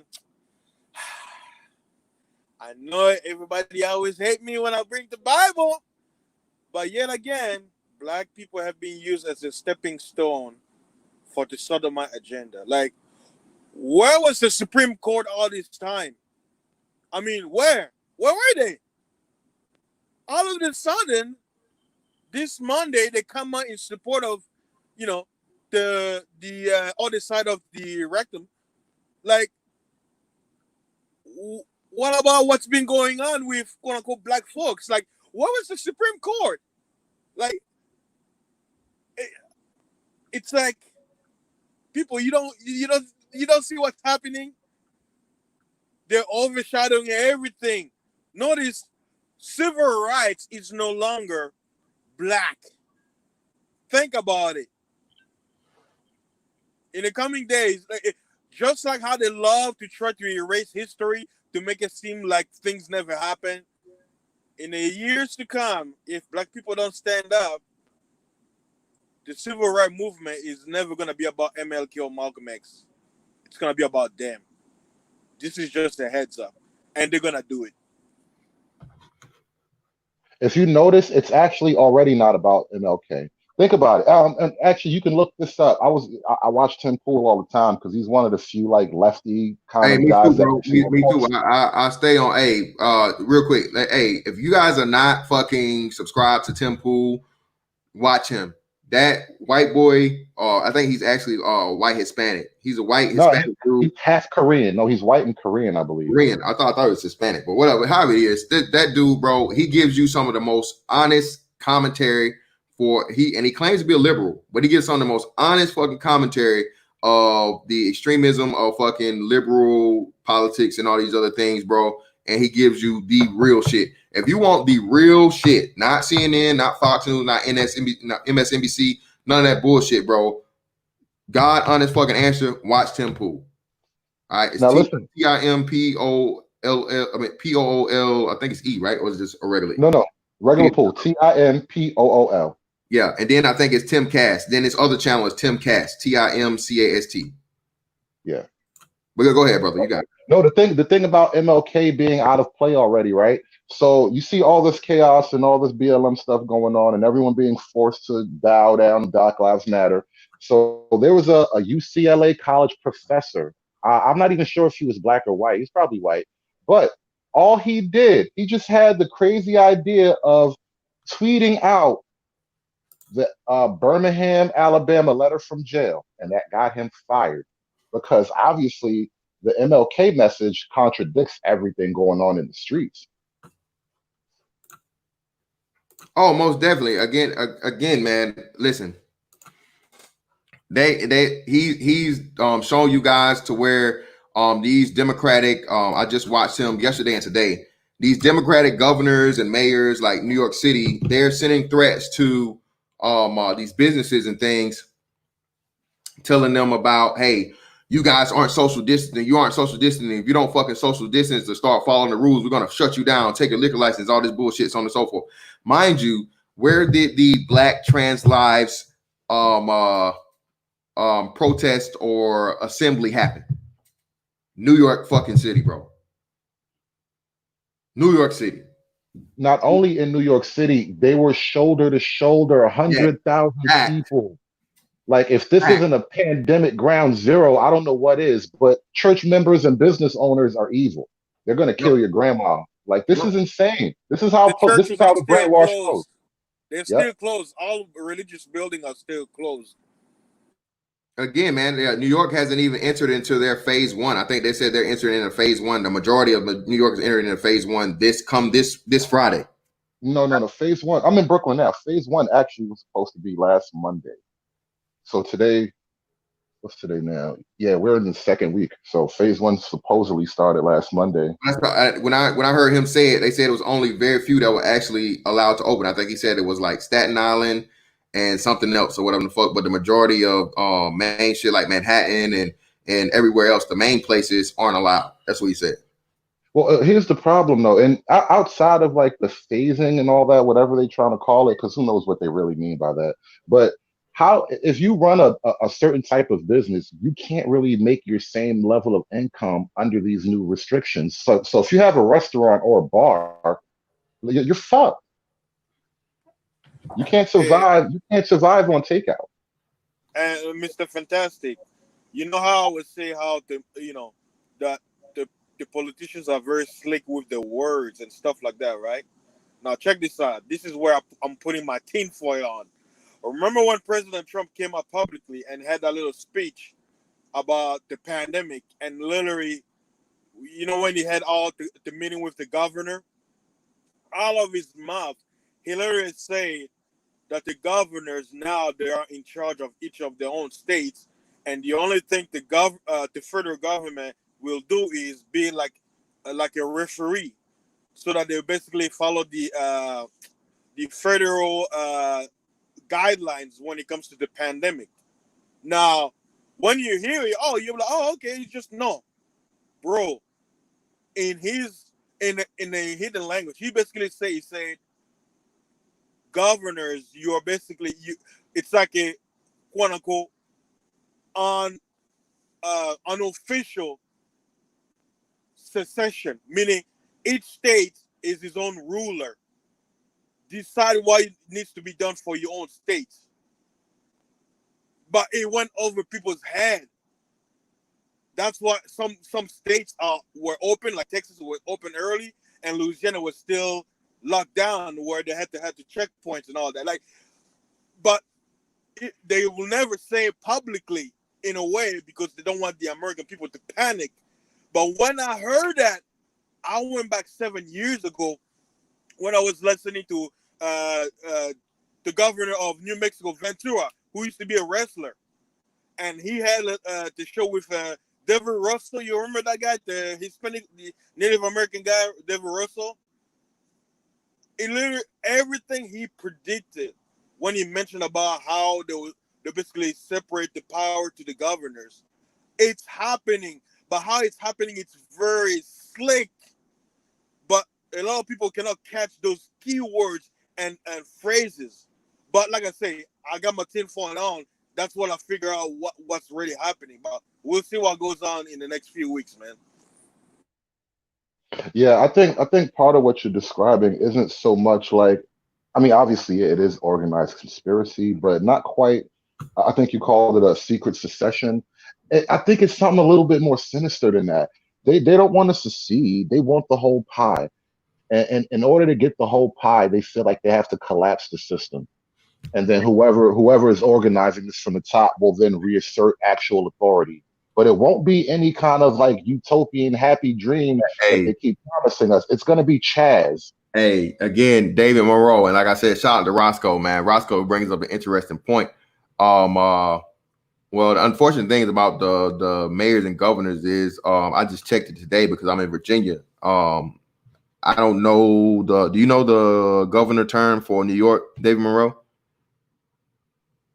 Do you know term? Yeah, like how long they can serve? I think it's just 4 years. 4 years. So yeah, I think this is what in Virginia too. He's not up for re-election until 2022. I don't know what it is for New York. I think they're pretty much all going to be on the same premise for the most part. But mayoral, I think mayors is like yearly, or is it what, biannually? Is mayoral? That's probably state to state. Yeah. So either way it goes, I don't think that's going to be the case. But again, I think this is going to be they tried to get the governor of fucking Virginia, even after the blackface scandal and all this other things, to step down and so on and so forth and all this bullshit. He wouldn't, and they couldn't get enough people, I think, to vote in a special election to try and get him removed early. So I think it's going to be the same thing with these other Democratic states. But this is what I am saying, or I am really leaning towards when it comes to this. The president is sitting back and giving the people, sometimes, again, man, sometimes you got to get the people what they want, all right? Shout out to the OJs, right? And you got to let them see just how much they don't want what they claim to want. And right now, there's a lot of public pressure. Everybody's hit with the white guilt and if you're not saying Black Lives Matter, you're a you're a racist, you're a bigot, you're this, you're that. So the public opinion right now is heavy. You don't want to be the first white person to step out there and say, hey man, this is fucking bullshit. This shit is going too far.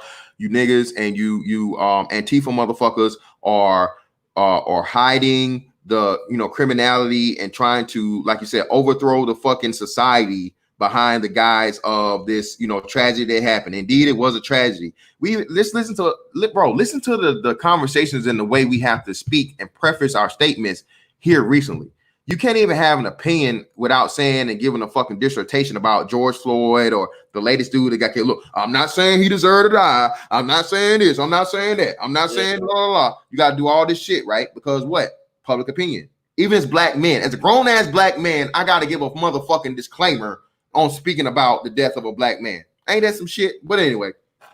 But it starts there, but I don't want to say things that are going to like ruin a person's platform, like when we're on panels and whatnot. So I do want to mind my tongue.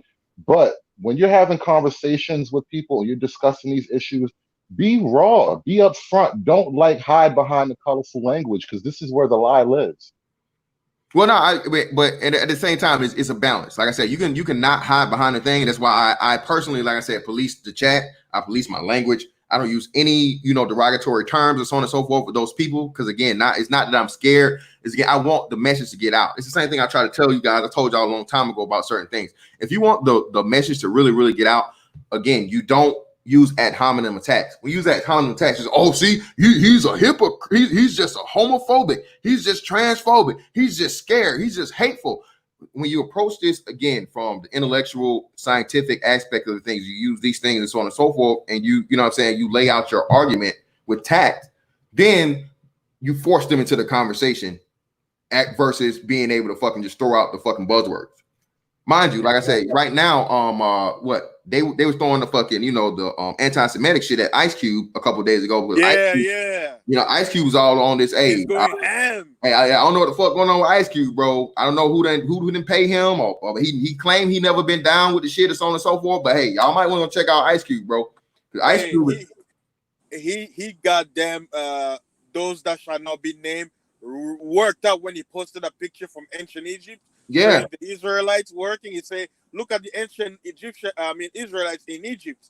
They were black. Oh my God! Everybody jumped in. Again, man. And like I say, I don't. It's a lot of stuff going on that's far, far beyond my pay grade, bro. And that I'll never really have a what's name into. I really don't want to, because they kill niggas if you say too much shit, right?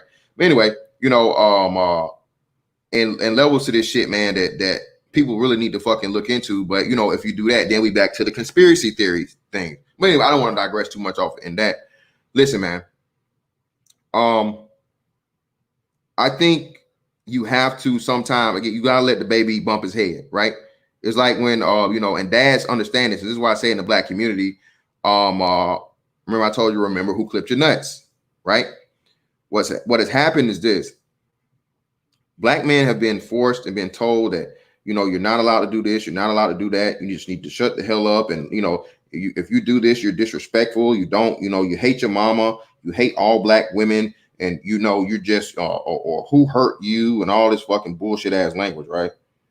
And what you don't understand, notice it is, again, this is a tactic of those people, because show me the successful woman ran society in the history of the world. Excuse me, not the United States, but the world. Show me. You can't. Okay, women aren't built for war. All right, and the first thing to do is what? If you want to overthrow a group of men, the easiest way is through what? Women. Right? Again, you niggas don't fuck with the Bible, but who fucked up Samson? Who ruined fucking King Solomon? Right? Again, and you can go back. What was the Adam and Eve? What was Adam and Eve? What was the precursor for the fall of Rome? Right? Dealing with fucking Cleopatra and shit, right? Him motherfucking being obsessed with a female. Listen, man, and I'm not saying that all women are evil and so on and so forth, but the downfall of societies or great men, again, usually relies with a woman. Okay? So what you guys need to understand and realize is that hand in hand with that, feminism, again, is a fucking arm of fucking communism and Marxism. All right, letting the women lead, letting the women motherfucking decide what goes on. Because again, if you fucking put the man on the back burner, you put the man behind any and everything else, women are led by what? Emotions and fear. That's why y'all don't understand it. And it happens to you every time in these elections and shit. These scared white women. That's why Republicans aren't worried. And you guys are actually, and David Monroe, I think you said the same thing. Y'all motherfuckers are actually thinking, bro, that y'all are have the upper hand come the election. And again, just like they did, I think it's gonna be even bigger. Shout out to Wise Will TCP, Helen of Troy. Yeah. All right. Y'all really think that come November, it's just gonna be this ultimate turnout for Joe Biden and all this shit and so on and so forth. But do y'all understand what the fuck is going on? Bro, we have fucking Seattle, where Seattle has been like overtaken. Okay. Literally like the 2020 version of fucking the Confederacy. You know what I'm saying? A very, very small graded thing. I don't want to I don't want to overplay it and make it seem like, whatever. But a very, very small of these people that are claiming, hey, we separated from the fucking union, or we're our own shit, our own government, our own this, our own that, and all that bullshit, right? Bro, this is going on right now in 2020 where the police are afraid to fucking go in there and set law and order. President has threatened to fucking do this, and people are clowning the president for saying, hey, Washington motherfucking governor and Seattle mayor, what the fuck is going on with your shit? How the fuck do you mean to tell me you let your fucking city get overtaken by some motherfucking regular ass motherfuckers? These motherfuckers got armed fucking security, and they doing the same shit they claim that white folks doing, and segregation and all this other shit. And you mean to motherfucking tell me, man, well, the president, you need to do this, you need to do that. Okay. So you know what I do? I just sit back and I let you have your fun. Let you have your fun. And like I said, you let the baby bump his fucking head. I'm only gonna tell you a couple of times that the fire is hot. I'm not gonna save you after I told you. So after you burn your hand, then you learn the hard way. Pain is life's greatest teacher for a reason. People, it's pain requires a response. Okay. Hey, fantastic. I hate to be that guy, but who's the mayor of Seattle, and who's the police commissioner or captain or whatever, the highest ranking police? Like who is in charge? A black woman and a white woman, and they're blaming each. Actually, this is how I sell the sequence of events. The black woman, the black police commissioner, blames the white mayor, and the white mayor said, "What? There's nothing wrong here. We're having a summer of love." Yeah, we're just having a block party. That's what she called it, right? She called it a block party. It's a block party. Let them have their fun, And again, like I said, man, hey, you let the fucking baby bump his head. All right, you let the motherfucker find out fire is hot, because right now, it's anybody that dissents. Right? You're an extremist. You're a bigot. You're a racist. Even if you're black, you're a coon. You're a sellout. You're an agent. You're this. You're that. Right?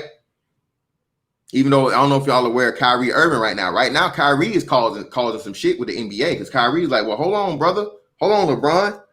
You this motherfucking big ass motherfucking activist and shit, and you down for the cause. Well, brother, why are we fucking putting down the cause and not focusing 100% on the cause, and we worried about playing basketball? You got enough money.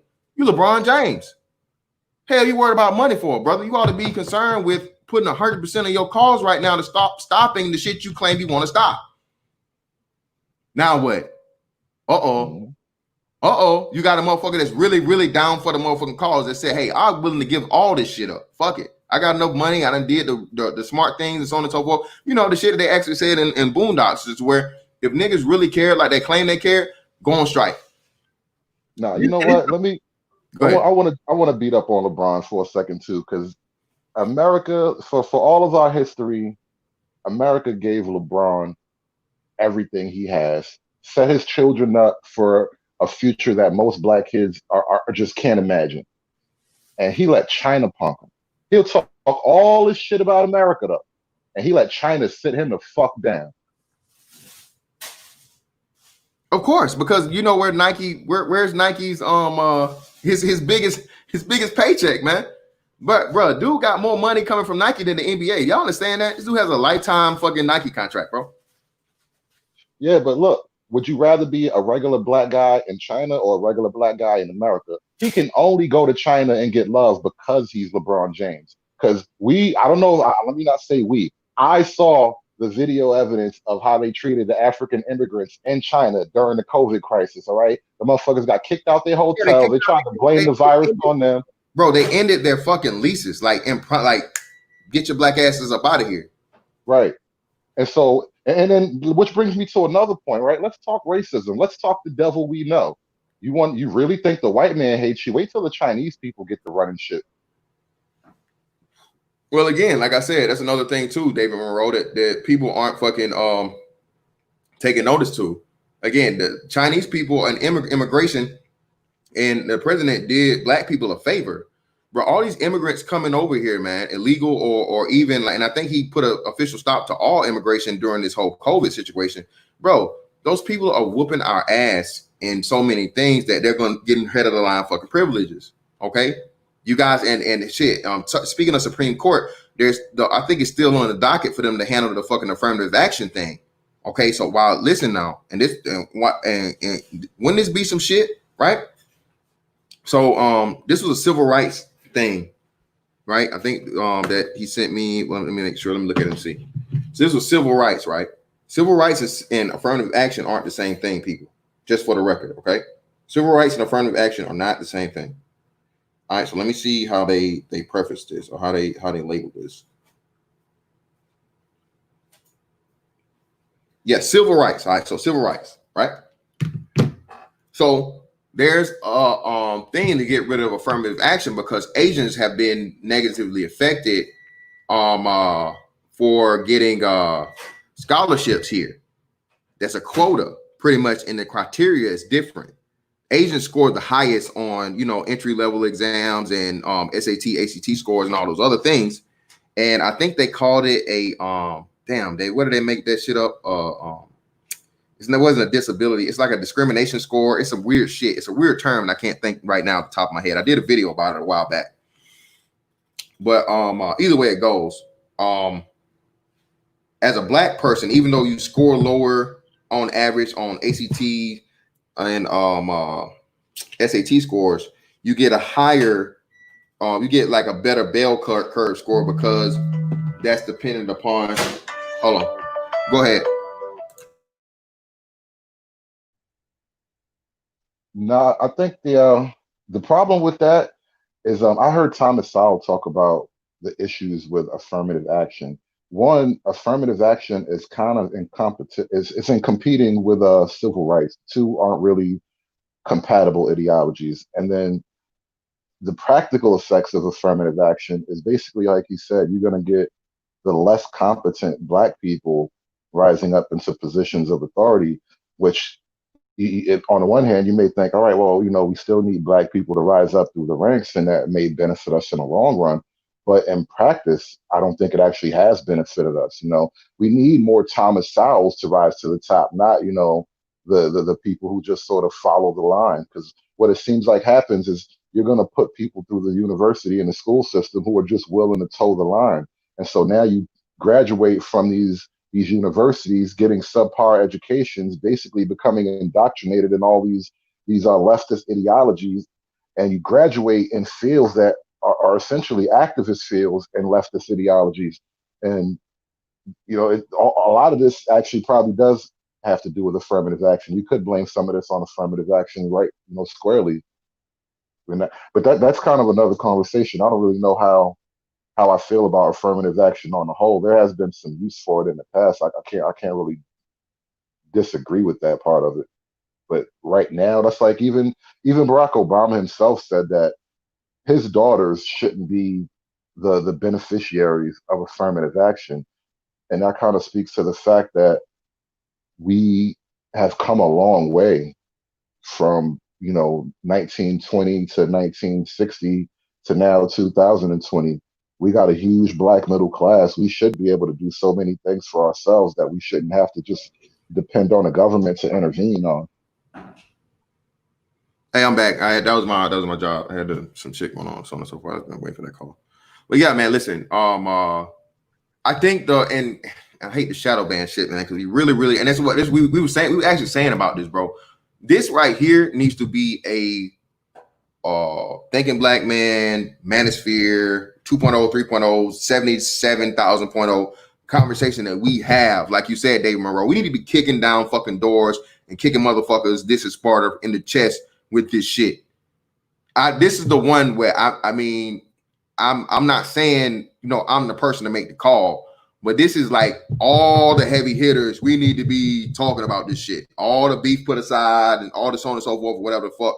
Shout this shit from the rooftop to make everybody fucking recognize this shit that, bro, we understand and see what the fuck is going on.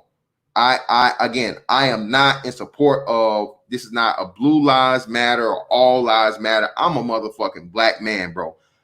I may disagree with you and so on and so forth, but I don't know your life experience. I don't want to fucking take away from it and so on and so forth. But what I can tell you without a doubt, shadow of doubt, no matter where you stand on the side of the line with this, that this latest movement, Black Trans Lives, is not for you.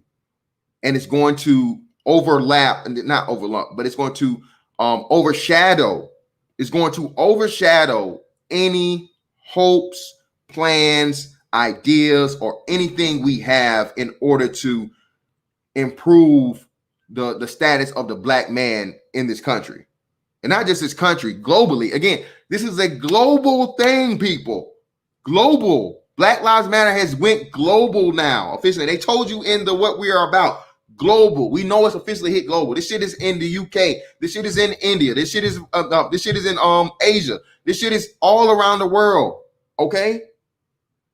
So if we sit back and not motherfucking attack this shit straight on, again, being tactful, not being, quote unquote hateful, or any of those things that could be thrown out there for it, this is where we need to become that, turn that motherfucking hand into a fist, bro, and be on all one accord and say, bro, this is bullshit. Because I truly feel, bro, this is if we let this happen, it's truly done and over with. And for the motherfuckers to say, oh, you niggas haven't had this conversation, at least not since I've been here. You niggas ain't had this conversation like this, and you couldn't really have the conversation because again, this push hasn't been this big. If you guys don't understand this shit, again, bro, this is the fucking small things. I sweat the small stuff, nigga. This is the small stuff we need to sweat. Because again, bro, we missed this opportunity. Again, we already allowed Barack Obama to do the shit. We let it slide.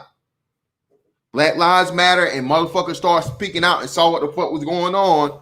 They died down for a couple of years and was made to fucking come back. You niggas fell for the Colin Kaepernick bullshit, the Nike campaign. You know what I'm saying? The same people y'all claim, oh, well, we go boycott the NFL because they won't hire Colin Kaepernick. Now they motherfucking talking about fucking making this dude a QB again. Again, bro, you can look at this dude's fucking body again compared to what he was when he was a fucking starting QB. The dude's not even in shape. I can look at his muscle tone. Look at his arms. How many years he been out the game now? 4 at least, right? 4, at least 4. Somebody put it in the chat if y'all know it. At least it's been in what, 2000? No. 4 years is a whole career, bro. 3. Hold on. It's been since what? Yeah, it's been since Trump been president. He hasn't been what? Trump was president in what? 2016, right? So it would have 2016. Like, so it would have been like 27. So it's maybe 3 years. 3 years. A little bit over 3 years, possibly. Yeah, it will be 4 years in January, basically, of 2021. And what's his age now? So is he like 31? Well, how old is he? Because he's pretty much aging out. Google it. Well, no, I mean, people are gonna make that argument, man. That no, he's not. You look at Tom Brady. Look at Peyton Manning. You can't. You're gonna compare them to the fucking legends. Yeah, man. That's niggas' mind, bro. It's a motherfucker arguing. These motherfuckers. Jermaine Habib said it was 4. So yeah, 4. Appreciate you. So bro, I just heard them let Jameis Winston talk about he was one of the best historical quarterbacks of all time or some shit. I was just like, bro, y'all niggas are just impossible, bro. Like, stop it. But anyway, thought control. Again, man, we need to take this serious. If we are going to claim that we're thinking black man and we really about fucking black men fucking making it and ensuring that the people coming after us, our fucking replacements, are going to be in some type of way to be able to defend themselves and be able to fucking promote themselves and again progress us forward as a race, a demographic, all those things, bro. This is it, bro. If we drop this fucking baton, bro, or we just let this slide. Again, this is the ultimate disrespect, man. You're literally being fucking circumvented on this bullshit. They doing it right in front of your face. They're not even trying to hide it, bro. They're not even trying to hide it no more. People, yeah, they're not even trying to hide it, man. And I'm saying you can't be. This is why I say emotionality is so dangerous.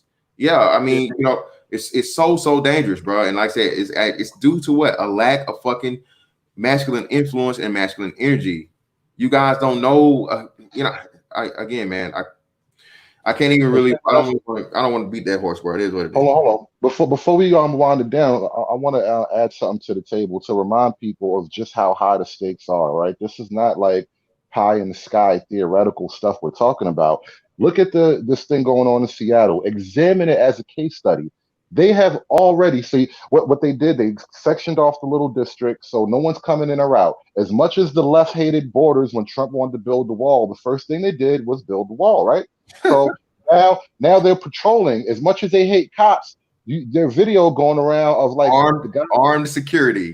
Armed security, right? So private armed security too, because you can't like go call the police and investigate their brutality. So that being said, look at how they decided to handle the food issue. And this is what I want people to pay attention to, because I've heard this argument, a version of this argument coming from pro-Black sectors. In this free state of Chaz, they have a segregated garden already established for the Black and brown people. So you're walking down the road to segregation. The people who are promising you racial equality are going to do it by racial segregation. Now, maybe that's a good idea for you. I don't think I like it for me. David, you know this. You know that's the American saying. These are the taste of things to come. Exactly. People have no idea what is coming in the horizon.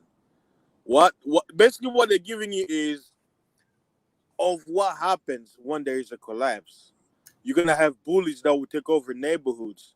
They'll create their own little community or community, and there will be no rule of law. And the agenda is, I remember watching a video long ago. The agenda on the books is to basically create conflict between the citizen and the police department. Because in a case of chaos, the police will be like, well, F you guys, I'm out, right? Hey, so and faster than life, that's happening right now. That's what another thing that people aren't aware of. Cops are quitting every fucking day. There's like a record level of cops quitting across the nation. People don't seem to know what's happening. And exactly, the main media, the news media is not reporting that to you. Again, man, listen, some dude, they sent me a thing of saying that like since this thing has happened, over 32 Black people was killed in like one area or one city or some shit. You know what I mean? The media didn't cover it. You know what I mean? Black cops are getting killed too. It's fantastic. Yeah. Hey, yes. Where's the marching? The first to get killed. They killed the Black cops first. Most of the dead cops have been Black. Ironic. Federal agent, David Monroe, not just a cop, a feds. They killed a fed, bro. He was the first victim. Yes. But again, like I said, man, and I know you niggas don't like Candace Owens, but I've been telling you niggas this, and niggas may not like it, but fuck it. It is what it is. Listen. When actual Black man that's of substance and character dies, you niggas don't care. You don't. You guys then again, and you can even be shown this way. What was the brother that was killed in Houston? What's his name? He had like the island name. What was his name? Botham? Huh? Botham Jean. Botham John. Botham John or Botham Jean, right? That dude would have been, you know, if anybody was gonna get fucking shit tore up and burnt down and all that shit, right? Why wasn't it him? You know why? Because again, he didn't have the redemption song. As long as we're obsessed with, you know, oh, he was a real nigga and this, that, and the other, and so on and so forth, bruh, you're gonna always be fucking left behind. Because again, you're not the majority here, people, and you never will be. That's another. Let me tell you this other ugly truth: Black people will never be the fucking majority in this country, and even further truth, you're never gonna run shit here. Shout out to Chronicles of Judah, man. This is your cap. This is your captivity, not your fucking rest. Okay. Again, you are never going to go from 13% to I think white people account for 65% of the population to fucking 66% or 65.1% of the population. Never gonna do it. So is that a bad thing necessarily? No, it's not. It's not a bad thing at all.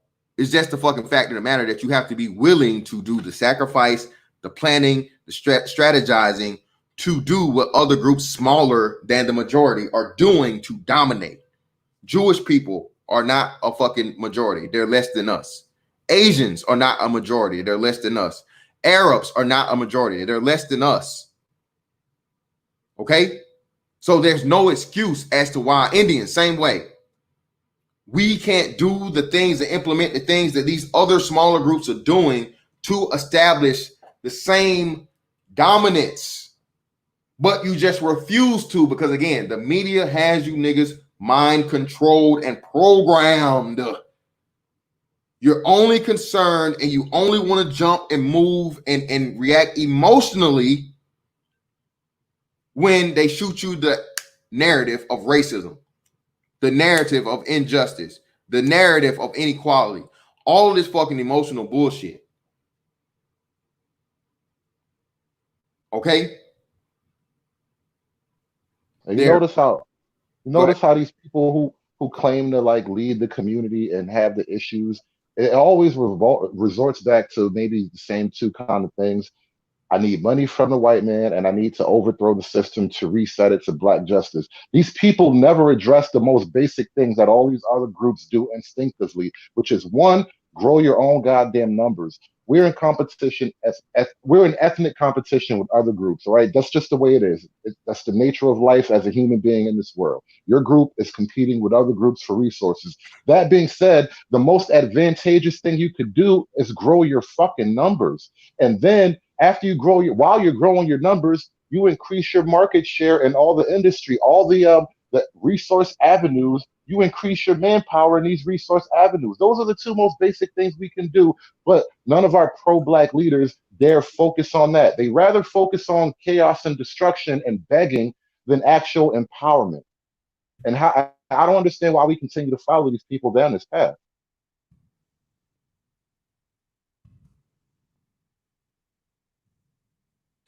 I was trying to write a reply to the Better Society, but the Better Society, by that logic, and I still put it in here, black people jumped the gun then on George Floyd. Because he was arrested, and this dude, I promise you this one, this dude right here is not going to get a light sentence or reduced sentence or any of this shit. He tried to even do a plea deal, and they pretty much denied the plea deal. They're going to make an example out of him for political reasons. And again, y'all don't even understand that either, man. This is politicized, man. Fantastic. You know what they can do? They can just put this in the shadows, and people forget about it. Like, you see what I'm saying? Like, it's gonna be on the news for like the next 2 weeks, and guess what? If 3 months goes by, something else is gonna distract the people. Do you really think people are gonna pay attention to the cases? That's what we say. Well, most of the cases, because people don't follow through, it goes out of the water. Well, this is an easier one. Fasten's Life. You know what I'm hearing less and less of? You know what you're hearing less and less of? George Floyd. Oh yeah. George Floyd has been drowned out by Black Lives Matter. The name of his body's already. He's dead. He's gone. They don't care about him no more now. His usefulness has finally expired. Yeah, George Floyd is pretty much a afterthought now. Outside of the murals and things, and they said, man, that somebody trademarked the brother's name, man. So they said wow. They trademarked his name, bro.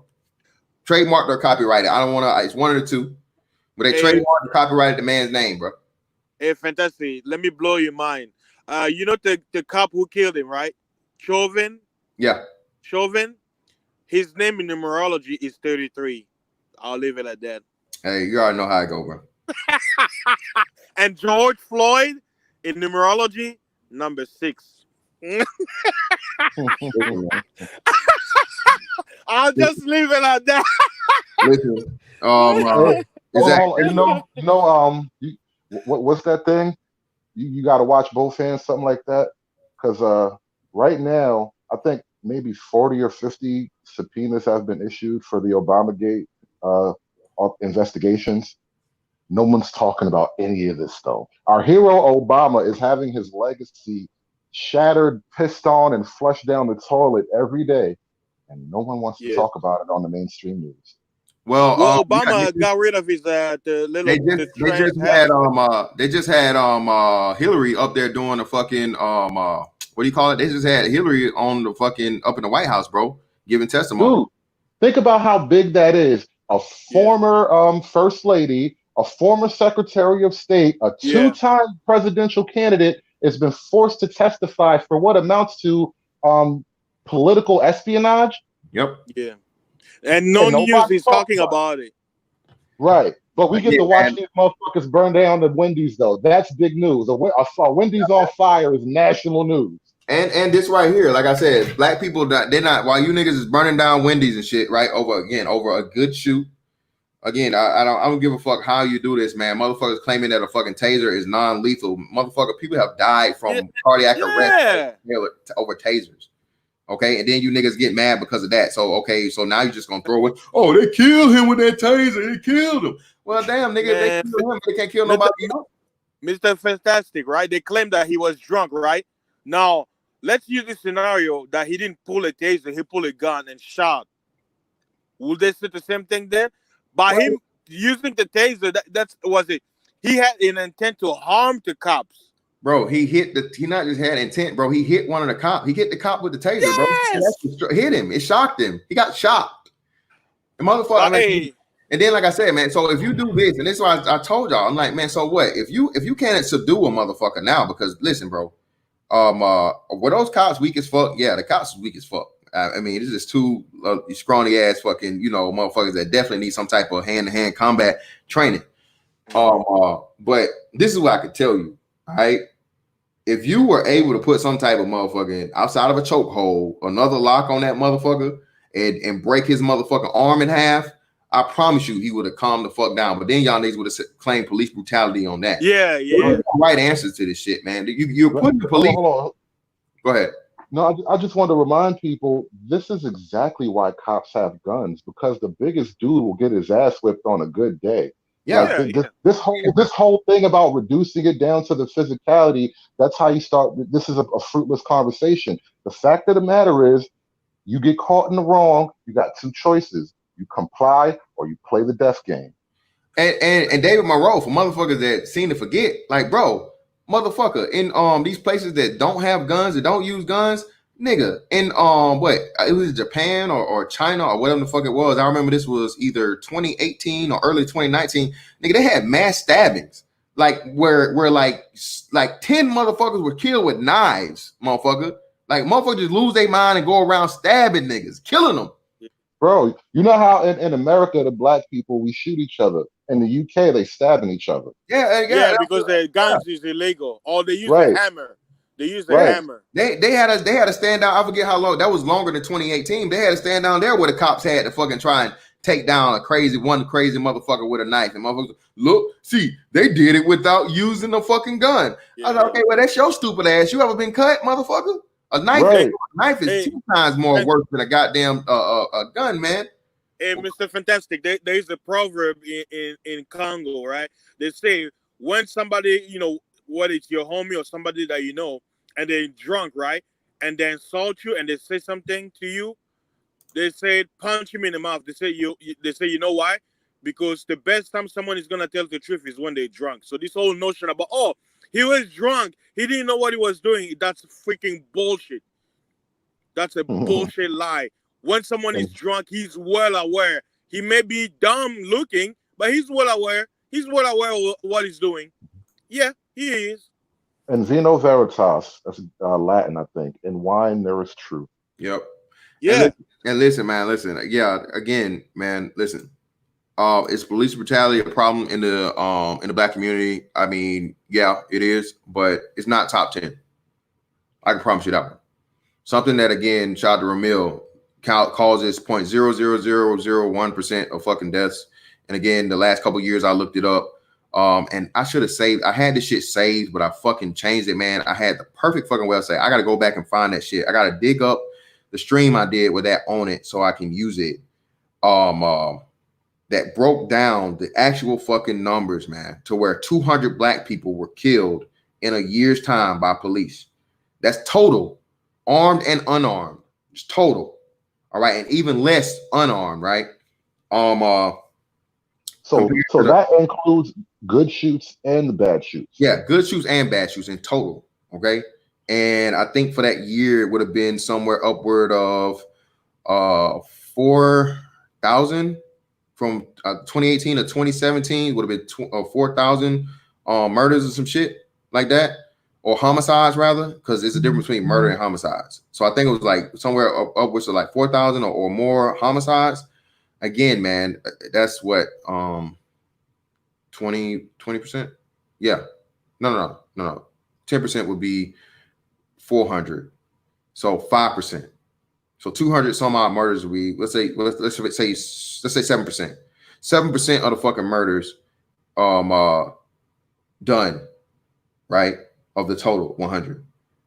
What and then we commit, you know, like I said, 89 to 88%, somewhere upwards of 90%, depending on the year, right? Because 89.6 or 89.5, something like that. So you just round it up to 90% of the murders of ourselves. Again, father and masculine-led households, lack of economics, lack of political involvement, lack of promoting and encouraging intellectualism, dependency upon the government. What else? What is that? 6? That's 6, right? Yeah, 6. Miss now what would you say? The misuse of funds, the money that we do have. That's two totally separate things. A lack of economics and actually taking the money that you do have, because there's people that have a lack of economics that don't understand economics, but they still make better and wiser choices than we do as a collective. What else? That's 7. Need 3 more. We need to embrace traditional moral principles again. Okay. Yeah. I'm not gonna name it Christianity per se, but hard work, sexual chastity, and social accountability. Like, we report our criminals, we don't shelter our criminals. Yeah, I mean, it all sounds good and all, but hey, we already know. It's like the reality is America. America claims to be, one nation under God, but America is individualism is the religion of America. That's why, and I've noticed black people they have adopted individualism the most, right? Compared to all groups.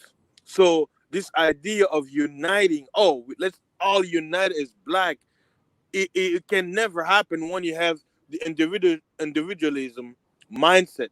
So the best idea is each individual black man has to decide what to do for his immediate family. A community is made out of families. You can't try to build a family with dysfunctional or no families. You can never do it. So the idea of, let's all come together as one, when you don't have the blocks or pieces together, it's never going to work. So the only way to come together is each individual person establish his own immediate space, then link with like-minded people. Like Mr. Fantastic, you have a family. It's going to be hard to be in a community as a father with children with somebody who doesn't have it. You don't want to say, it's like, yeah, but oh yeah, I'm thinking about it, but it's not going to be the same because you have a responsibility. You're going to have a different defense mechanism because you have something to protect versus somebody who doesn't. So you prefer to have another man or another family man who has that same mindset or that same energy. So I'll say, to me, I think that's the best advice. Trying to unite people, and I really know that's what we have tribalism back in Congo. You can't unite all the. It's like, yeah, we are Congolese, but it's like everybody, we come together based on our individual foundation, and then we come in with one common accord. but you can come in accord talking about community, this and that, where the family is not even set. And the irony is, some people don't want the family to be set. That's the sad part. A few want that, but the majority don't. That's why it's not happening. The proof is in the pudding. Yeah. That's the reason why I kind of hung it around ideas of like morality and hard work and all that. And it's the basic traditional conservative social principles, because without giving it a religious title, men who are stable family men can largely agree on things like that without too much, wrangling over the details, maybe. But you need to unify on something that's deeper than your black skin. That's kind of the big problem with this whole approach to things. We have so many different types and varieties of black people who are doing so many vastly different things, that to try to unify them all under something as trivial as a color is a disservice to them, individually, and politically. All it does is herd you into, a pen. And I don't want to be herded anywhere. I want to exist freely and do as I think is best. Hey, to brother David, right? Talking about black, right? It's a broad term. Right now, this weekend, back in Congo, they said the UN is supposed to be what? The peacemakers, right? How in the hell you gonna have the quote unquote UN in an area where they're supposed to what, maintain peace, and they stand there doing nothing, where they have soldiers or renegades going to villages, killing women with machetes, and the international media is silent. The same place where they go get coltan, right? But at the same time, they say they all what? It's the blackout. Black Lives Matter. Oh, really? Like, that's what I call the whole mainstream media hypocrites, Man, deceivers. we talk about the coalition between the media and leftist socialist ideas, right? And this is another thing that kills me about black people and our love for Africa. And don't get me wrong, it's not like I'm shitting on Africa, but socialism fucked Africa up. And nobody really looks at how close so many of a lot of black leaders in Africa from like the 60s were tied to, Russia, the Soviet economy and the Soviet system. Communism, Right. yes. So when you implement all these different kinds of, you basically just you economically empowered local warlords, and then they want to blame the white people who had nothing to do with it for the reason why Africa is fucked up. Like, nobody is really being bluntly honest about what's going on and why things are the way they are. We are the writers of our own destiny. This Yeah. is a bunch of bullshit that everything wrong with us is the fault of white people. Like, no, we need to actually do what's right for us and stop following stupid ideas. And there's also an agenda, bro. Like, it's imminent. They may try, but this is what's gonna happen. Even some of the elders, they knew. They said, some of the old people, the prophets, they say, we may be going through this, but they say sooner or later, the diaspora one day will come to Africa. They will basically open the eyes of the locals, because people have to realize a lot of Africans are ignorant of what's happening, just like the same way a lot of people in the West are ignorant of what's going on. They're trying to keep certain things from you. That's what I say. There is a worldwide blackout from America when it comes to world news. That there's a lot of things going on overseas that the mainstream media is not going to tell you. And it's ironic that's what I say. It's ironic, the quote unquote the whole world is talking about BLM, but even let me just use America. When the whole media gave a send off to Joe, like, they literally buried this guy like a king. Okay, what about the rest of the black men who got killed? Innocent black men that just killed the same week that Floyd died. What about them? Are you gonna give them the same honor? Are you like? And I think when you try to make people think, they don't understand. They're quick to jump to call you cool, because people think a little bit. They're honoring just one black man, where probably dozens of black men who died worse than this brother. They didn't honor them, and you don't realize that you've been manipulated. You have Like, to really, look at think these about that. people. These people are a cult, and if you look at them in terms of religious ideology and symbolism, every religion needs its martyrs, its saints, its holy people, and he has been elevated to sainthood. This is the nature of the beast we're talking about here. We are dealing with people who are essentially a group of religious fanatics, and don't just because they don't have a God as we understand it doesn't mean they are not a religious group. Okay, Buddhism is a giant religion, and they don't worship any God. These people have all the fervor and they have all the fervor and the passion of any group of people who just deeply believe. Okay, if if if people can believe in let's not to pick on Islam, but if people can believe in their Islamic ideas so hard that they will tie a bomb to their chest and blow up other people just for whatever religious glory, what makes you think that people in America with their own sense of religious purpose won't be equally as destructive? This is the power of idea. This is the power of ideology, and that's why I kind of I try to attack people. I mean, not attack people. I try to attack the arguments down to their raw ideological belief system because I get where it comes from, and you can't really fight. You can't fight the fire by only spraying the roof. You got to spray the base of the house too. Hey, shout out to my man Panther God in the building. My bad, brother. I'm on the I'm having a chat with YouTube at the same time trying to get this shit fixed, bro. Like I said, with this fucking shadow ban shit. But go ahead, Panther God. It's on you, brother. It's all good. What's good, fellas? How y'all doing? You got it, man. It's been a while since I've been. Oh man, you must be coming with that fire, bro. They hating on you, brother. You borged out. You good? You back? You back? You good? Oh, they got him. They got him. Well, he'll come back through. But yeah, man. Listen, the whole point of this thing, man, I think we need to understand and watch out for, man, is not letting the opportunity pass by, or missing or stopping something that's going to Black men in particular. And hey, Panther God, you everything you said like the last from just start over, brother. I got you. My bad. Can you hear me? Yeah, you loud and clear now, but you borked out like from the first word. Go ahead.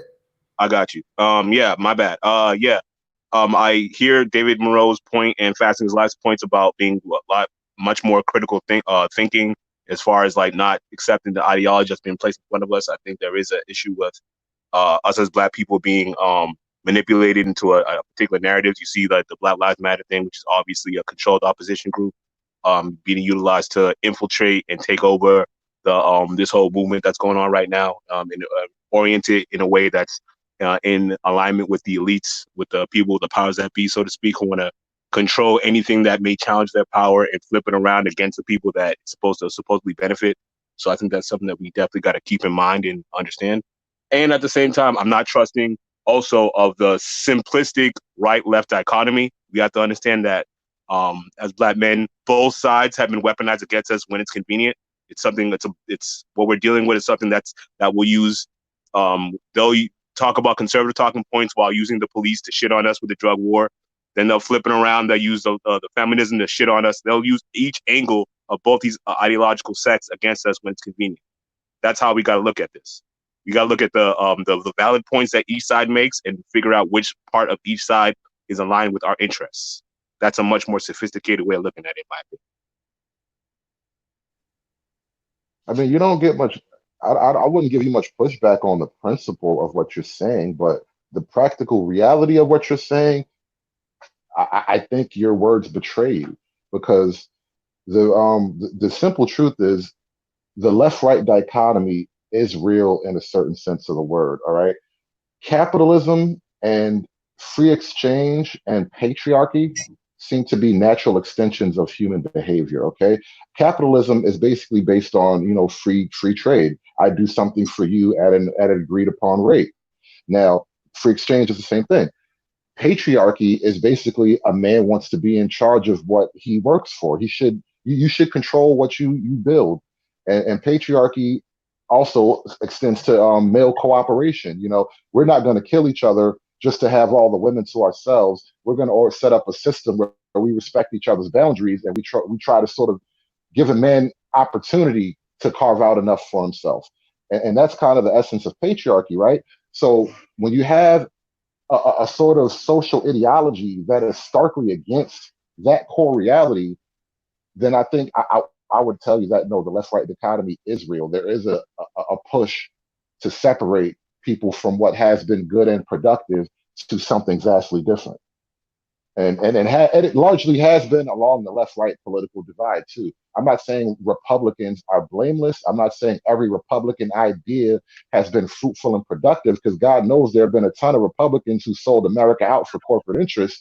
But at the same time, conservatism is firmly planted on one side of and conservative ideology rather is firmly planted on one side of the left-right divide. And I don't know how you solve the basic social issues of Black America by mixing in a little bit of the liberal ideas that have been killing us. It's straightforward how you do it. Here's the issue. Everything you're talking about in terms of the right-left economy is still under a particular a particular culture's interests. So the right-left economy, as you're describing it, is still within Western culture. Western culture is the problem. The linking of those, the linking of patriarchy and free markets is one particular culture's expression of their cultural imperatives. That's fair. That's an understandable thing from a particular culture perspective. But we don't come from that original culture. Yeah, but Panther God, our paradigm original. That was something that was imposed on us. But Panther God, this would be my challenge to that. Again, I understand that, but we can't circumvent that or overpower that being that we're here.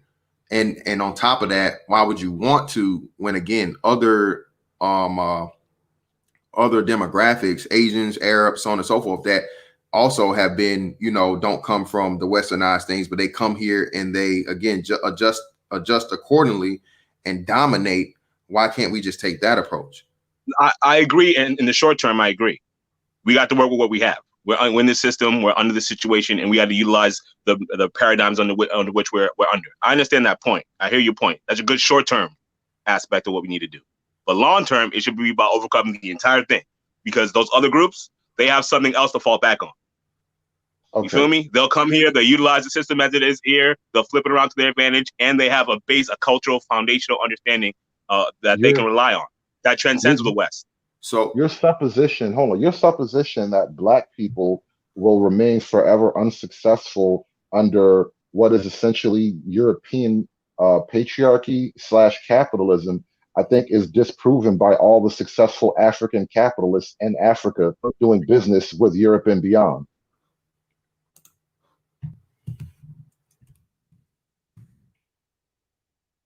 And not only that, but if patriarchy, how are you linking Europe and patriarchy in the way you are, as if men everywhere around the world aren't generally patriarchal? I don't get this idea that somehow I didn't say they weren't.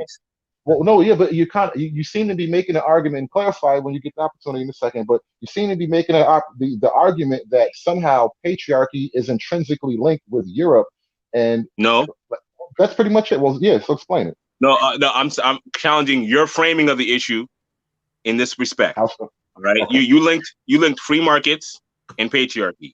Other cultures didn't necessarily have free markets, including Western civilization, for all that long. Really, relatively recent in terms of modern economics theory, right? But they've been patriarchal for way longer. Ready to say? Fair. Okay, then. So therefore, linking patriarchy and free markets is a relatively recent phenomenon. No. Well, capitalism you're right. Capitalism in and of itself is a free market capitalism, as we understand it, is a relatively relatively new phenomenon. Excuse me, because before there was this idea of free market capitalism, you had what was called, the mercantilism system. Like there's an economic history. This thing goes sequentially. We didn't just wake up out of the caves and say we're going to build a skyscraper. You know what I mean? There's been a progression from one thing to the next. All of this progression has been under the auspice of patriarchy, though. So when the patriarchy inevitably gets to a point where fair market capitalism is the best way to go, that's all I'm kind of laying it out, is that fair market capitalism came from an extension of patriarchy. Just because other nations are also patriarchal but didn't develop capitalism on their own doesn't mean the idea is false. I think that we ought to utilize the system that we're under for our advantage in terms of, like, to your point, establishing businesses, getting ourselves economically on point, self-sufficiency as a group on an individual and collective level as fast as we possibly can. And I hear your point, and I agree with that. On the other hand, acknowledging the history of the, like, when you critique the left socialism thing, we need to critique the left and socialism for their statism, their atheism, their in some aspects hatred of the traditional family, all that. That's fair to critique, but their critiques of the capitalists are sound at times. Period. I mean, in terms of intellectual honesty, their critiques. No, I'm not saying the solution. Name some though. But their critiques. Name Is that some. fair? No. I would accept it in theory, but name some critiques of capitalism that I can actually say, you know what, yeah, that should be addressed. I don't want to just blanket critique it as if it's the wrong way to go. Well, I don't want to open that one. I'll leave one can of worms on the table for one. Sure. I'll say I'll go for a more easy one. Let's just say, for example, we're on Facebook, right? We're all on Facebook, correct? Yeah. Facebook is right now censoring people, right, on their platform. You can say it's a private platform, yada, yada, yada. Trump made this move recently on Twitter regarding and try to put them in check in terms of, because we all know that they're trying to censor out certain voices, like in the manosphere. They're strategically censoring out certain voices that's not in alignment with their agenda, right? So are we going to sit here and pretend that the business class, for corporate reasons, for issues of making money, aren't willing to sacrifice what they know to be true and right for money, and that's a problem? Let me try to condense the idea. So, capitalism will inevitably create a class of people who have enough financial influence over the government to effectively exert control over the government, right? Okay. That is a human nature problem, and you will never get around that, no matter what system you implement. I don't know that I want to agree that those failings are necessarily innate or you can't overcome them. Like the whole argument that people are inherently going to be selfish, so therefore they'll screw other people over to benefit themselves, period. Yeah. That's kind of conceding a point that doesn't necessarily have to be conceded. You know what I mean? Well, you have to actually prove otherwise if that's your position, because the history of the world sort of dictates that the people who have the motivation to do things do it first. The people who get rewarded for doing things do it best. But does that mean that they're inherently going to be sociopaths who are willing to murder people to get money, power, and status? Is that what we're conceding? Some will. It's that's where we're at. That's what we're under. You are attacking capitalism, but you're really trying to solve the problem of evil. Go read a Bible. Go pick up a Quran. We can't solve this shit here and now. Evil will never. We can. I don't accept that argument either. That's an issue of culture. Certain cultures believe that you can overcome that problem. Other cultures believe that you have to utilize it and harness it for whatever purposes. Other cultures believe you have to harness. Think about what you have to harness evil. Get the fuck out of here, dude. No. You just agree with that premise. Greed. I did not agree with harnessing always evil. Been here. It's never going anywhere. I'm not calling. Wait, Fastest Life. Are you a Bible? You believe in Bible prophecy, and you're saying greed is going nowhere, right? I say evil is not going nowhere. So you surrender to it. No, it is. No, I'm saying it's part. You need good and evil. Like for you trying to get rid of quote unquote evil, you have to. There can be good. That's the whole point. Duality. It's like saying we need to get rid of death. You can't. It's part of the reality. All of us is gonna die. Well, I mean, it is part of reality. It's part of learning so we can overcome it. That's the whole point. Well, at least a philosophical argument. But it's there so we can learn from it, so we can transcend it. You learn the lesson, then you hopefully grow from that. Right. You don't make the mistakes, right? You don't harness it. You transcend it. You overcome it. You don't put it in your pocket and save it for later. So, for example, a system that says that greed's always gonna be here, and people are gonna kill, murder, and rape, etc., to gain status, to compete with other people, is always gonna be here. That's exactly what I was just citing. You kind of can see the point I was making. Let me clarify. That is not a system per se. That is a recognition of the human condition and the need to put controls on the human condition. Because if given the saying, power corrupts and absolute power corrupts absolutely. Yeah. This is why we have laws. This is why every society comes up with some system of governing itself. It may sound crazy if you're some little tribe in the woods, but it works for them in that scenario. Now, the idea of creating a world where no human being will ever be hungry enough to steal, where no human being will ever be hurt enough, will never ever be hurt enough to go on and hurt another person, is an impossible goal. Yeah. It's a waterfall, bro. Don't go chasing them. Speaking according to the Bible, even the freaking Messiah say the poor will always remain with you. Meaning what? There will always be poor people. Trying to get rid of poverty, it's like trying to get rid of death. It's an impossibility in this reality we're in as of right now. You can't. There'll always be poor people and there will always be rich people. Is how you gonna learn how to live with this reality. That's the point. But you can't get rid of one or the other. You can't.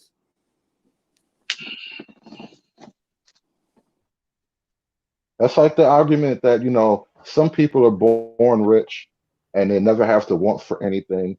And, that's unfair somehow. And everyone else should have what they had. But the practical reality of that is how? How can anyone be rich if no one's poor? Well, again, man, I think we're getting far into a lot of deeper things and concepts that, again, like I said, it's certain shit that just can't be stopped, man. Again, you can't really make you really can't make people get certain ideas and things out of their head. Everything from racism to UBI and socialism and all this other shit, right? I mean, people, again, I think one of the biggest injustices done to Black people here, that we are cool with dependency. You know what I'm saying? That again, you can't scream, and I don't think. And if y'all think I'm wrong on this, by all means, I want all the pushback so we can, flesh out the convo. But this is what I'm saying. You can't say that white supremacy exists, white oppression exists, all these other things exist, right? And then at the same time, you accept your entire livelihood from those same people. If there was truly white supremacy and white privilege and all these things and so on and so forth, you wouldn't have as many Black single mom led families on government assistance. Well, wouldn't that prove the point that it does? Because that's part of their plan, to keep us dependent so that we'll always need them, and therefore we'll be in an underclass so that we can't compete. Well, again, so you're speaking much deeper to the, what people would claim were, on the one hand say conspiracies don't exist, but then that's a conspiracy theory. Would you not agree? Anyone who says conspiracy doesn't exist, they're essentially saying crime doesn't exist. That's like saying crime doesn't exist. First off, I'm agreeing with you, Panther. I understand. I think in this space, we really, really do flesh out and point that out. Just like this conversation we're having here, the topic. Like you're never going. You can't have this topic. If I went to a Black Lives Matter rally or so on and so, not even, mind you, that one that's completely and totally, about the LGBT aspect of it, I might have to fight motherfuckers or pull the people out. Like, no joke. This ain't like no LOL. Like, for real. If I came into that situation, I say, hey, look, man, do y'all not understand what Black Lives Matter is? This? Hey, here's the website. They say this. Yeah, I'll attack you. They didn't say black male one time, but they promoted trans 3 times. They said cisgender this. They said homophobia this, and all these other things and so on and so forth. And hetero, to make the straight Black man or the straight Black person be villainized. Do you guys not understand that? Bro, I would literally be either random there or I had to fight my way out. There was one part on the website, because I was looking at it while you were reading it, and a certain paragraph said they are here to support women, parents, and children. I'm like, not black men who's definitely want to utilize to do money and power. Panther got that's specifically didn't say fathers. They of course. not just fathers. Hold on, they not just fathers. They didn't mention black males or men one time. The only named black man was fucking Trayvon Martin, and again, he was dead. He was killed. And he was like pretty much a kid still. So yes. Yeah. You know what I'm saying? So again, this just further, you know what I'm saying, locks down my point and my proof of what this shit is really about. The only time the black heterosexual male matters is if he's dead and they're able to swoop in, capitalize off of it, and that's only to promote this here. That was a trending thing, people. Hey, Panther, let me try to add a little like data upgrade so you can reset how you see this. Maybe all the white supremacy is really truly at home on the left. Oversimplification, but I hear you. I'm already here. The left, the mainstream left, is essentially the more sophisticated so-called white elites. They're the ones who aren't dumb enough to let you know that they're your enemy on face value. They'll pretend to be your friend, get your guard down, and put you in a position where you're more likely to be an underclass and or under their control or depend upon them one way or the other, so that you can't be autonomous and independent, because a black man is not naturally not want to be controlled by another group. Black male leadership means.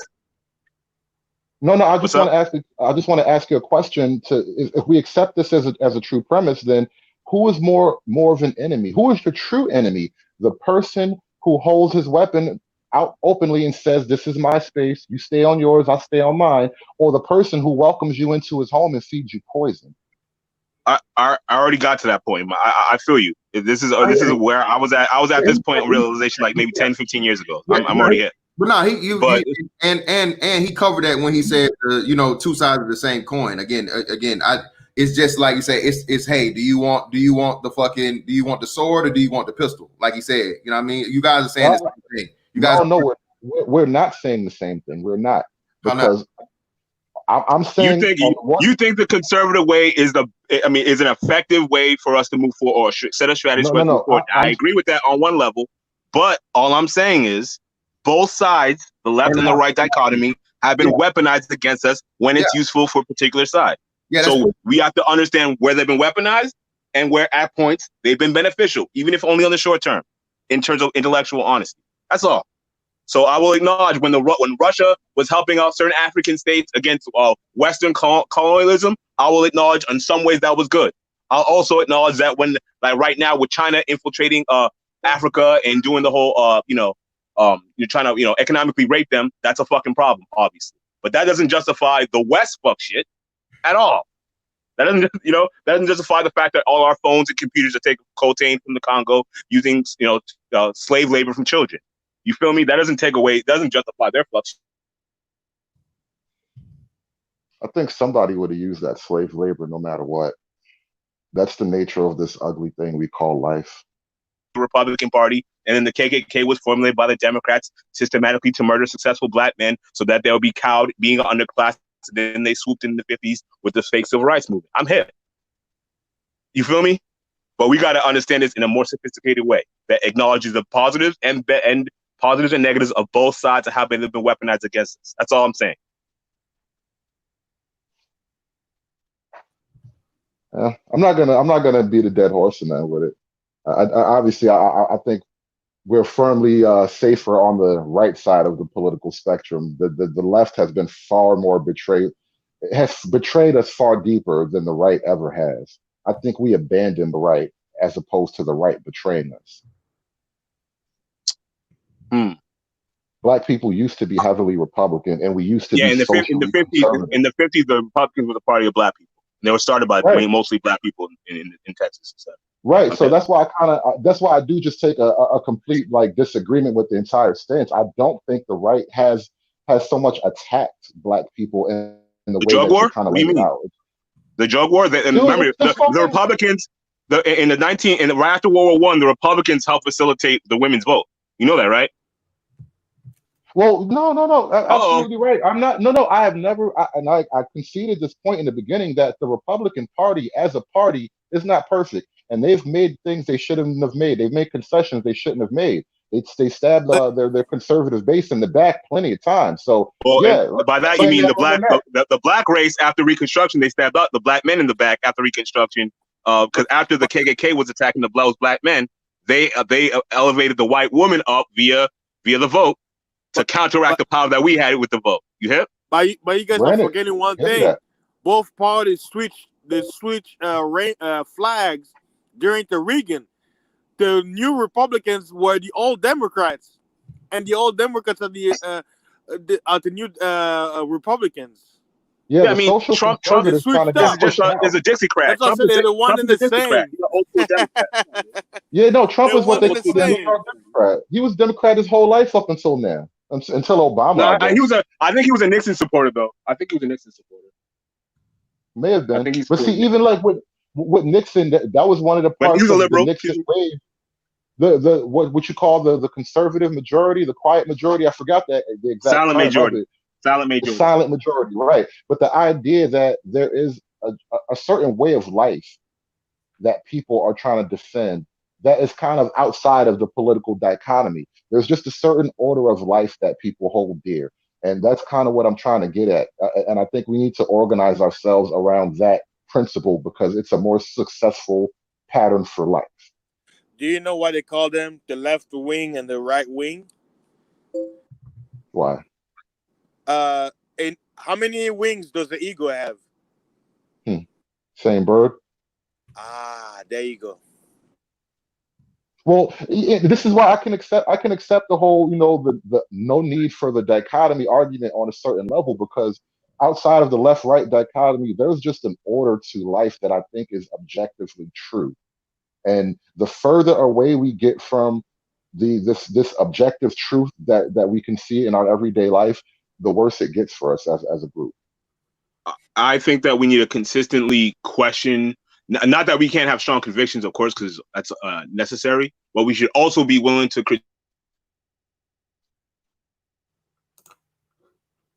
Yo, what happened? He cut out. He faded out. Yeah.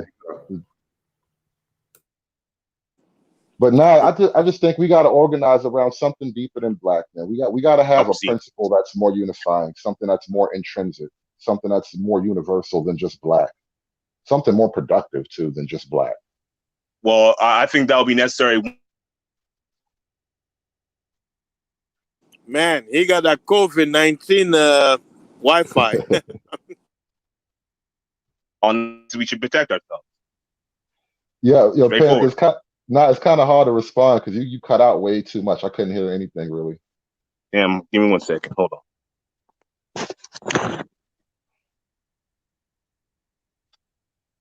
But honestly, I think we mostly are in agreement here because, like I said, there seems to be an objective order to life. There seems to be a pattern that is more productive for most people. So we kind of have to focus around these things that work and stay the course, man. That shit will lead to success for the majority of us, no matter, how hard life gets. Most of us will succeed if we can stay the course and do what has worked for everyone else.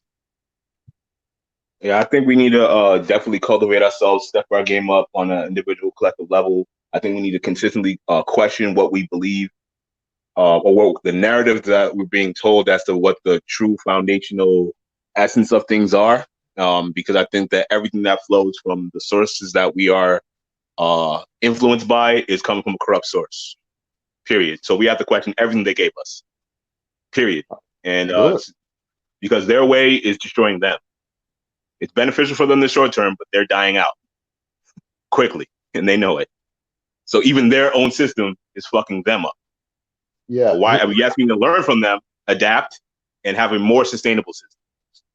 That's what the goal, the larger long-term thing that direction we need to go and figure out a way that's more sustainable than something that's causing them to destroy their environment around them and escape to other fucking planets because they keep destroying fucking reality around them. Who is they? Who's they? Our enemy. It's funny. Yeah, the powers that be, the establishment, the elite, whatever term you want to utilize for it. Ta-Nehisi Coates, right? He's like, this pro-black writer guy. He was writing for Black Panther. He like had his Yeah, own run on the the Black Panther feminists, line. but the lesbian thing in them. You know, this motherfucker took all of Wakanda into outer space, like you just said, and started Yeah, like the genocide. Intergalactic Empire Wakanda. I'm hip. Yeah. And he has his own slaves now. Yeah. Yeah, that was So him saying, "Oh yeah, we will recreate with the system that we're under." Yeah. and so my point being is, you know, be careful what you wish for, because you're gonna wind up becoming the enemy you hate. I reject that premise because that is based on their dichotomy. I'm not trying to. My whole point is trying to not imitate them, figure out a better way.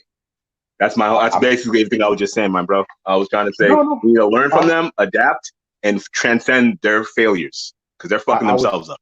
I was telling that story as sort of an allegorical warning. Be careful of what you wish for, because as you fight the beast, you become it. The hero becomes the villain because that's who he was dealing with. That was who he was looking in the mirror. I think some dudes in these spaces try to have the mentality of we have to, in order to deal with the challenges that we have as Black men, we have to become who is over us. And I think that's a mistake. I think we need to learn from them, but also transcend them, because your enemy is one of your most important teachers, but you can't just define yourself exclusively by them. You know, there's a whole nother paradigm that we ought to, you know, try to strive toward, to get towards, that's, you know, learns lessons from what the situation that we have right now, but isn't gonna destroy us in the long run. I hear you. Just make sure all of you guys listening have your passports. Have it in your house, whether it's actually have both of them, the paper one and the ID one, because before the end of the year, they signed a law back in late 2018, early 19, that you're gonna be required to have a passport or a real ID to fly from state to state. And not only that, just have that passport ready, because if you're persecuted in one city, be ready to flee to a next one. It's coming. Yeah, I do think bad times are on the horizon. I think we can defeat any single one of our challenges if we have the right mentality, first and foremost. And I'm not scared of nothing they're gonna do. Well, Panther, I'm not saying anyone else is. I'm just saying. You know. No, fine. But can I ask you that maybe part of the wrong mentality is drawing this invisible they? It's not invisible. I mean, because the entire white race is not the enemy of the entire Black race, and that hasn't actually been the history of the world. Who said that? Well, if that's not true, then how do we even get to a supposition like this? I'm not sure who said that, but well, you keep kind of, you know, saying things like they want us to fail and we can defeat anything they put in front of us, and I can only ask, you know, who is this they? It seems white people, you know, the elites, the establishment, the power elite, the corporatocracy, the oligarchy. Well, I mean, that's not limited to race. It's not limited to race. No. That's more fair. That is way more fair. I'm not even attacking that at all, because that's what I'm trying to get at is you got to call the devil by his name. All right, don't hide behind vagarisms, because people are gonna get the wrong idea and people may take it to a different place. All right. Well, the whole issue of race is that it's like they use that as like a caste system to have barriers between them and the various groups of people that they mistreat, so that they can have a protection barrier. And it's about conflating people, dividing and conquering people against each other, so we don't look at who's really in charge of fucking everyone over. I'm hip to all that. It's just that before we can get to them, we have to go to the people that work for them. That's the issue. Hey, David, I could give what I'm about to say, it's allegedly. Allegedly, the day represents all governments of the earth. And those are the people we can see, but there's also their rulers, or the people who give them the orders how to basically govern their particular sector. We cannot see them. So those are the day. But this is allegedly, you know, because we're in a platform, so I have to use the word allegedly. There is no proof, so this is just fiction, quote unquote.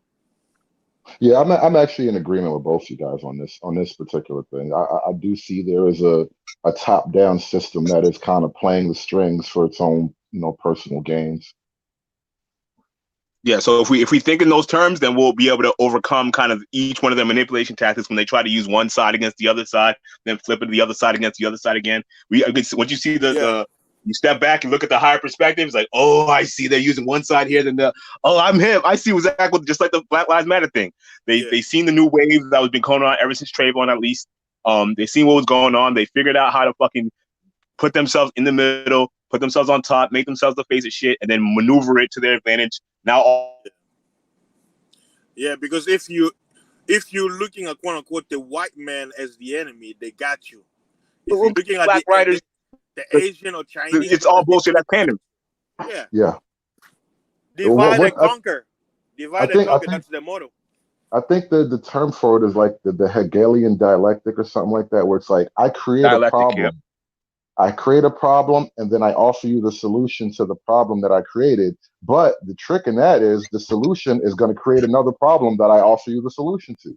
And it's just an endless cycle until you're on your knees.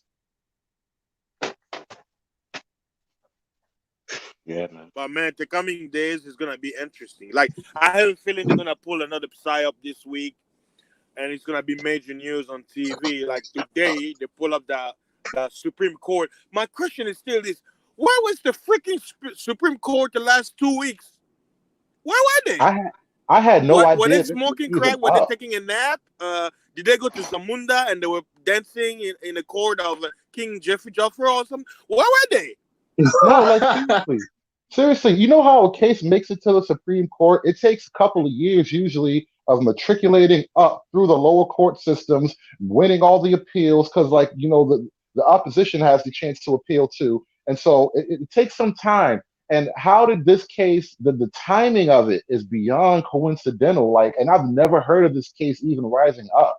No one was making an argument about this case in the news up until I just heard the verdict come out. Yeah. Like, when did this even happen? Bro, it doesn't make any sense. Like, literally at my job, right, in a few months ago, because the law says what?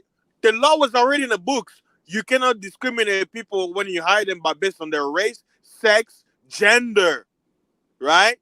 And they literally have laws already, thanks to Barack Hussein Obama. Shout out to RBR. But it's like the laws was already there. So the whole thing about the Supreme Court and coming and say, well, you cannot fire them. I'm like, okay. So why not say you can fire somebody because they're white?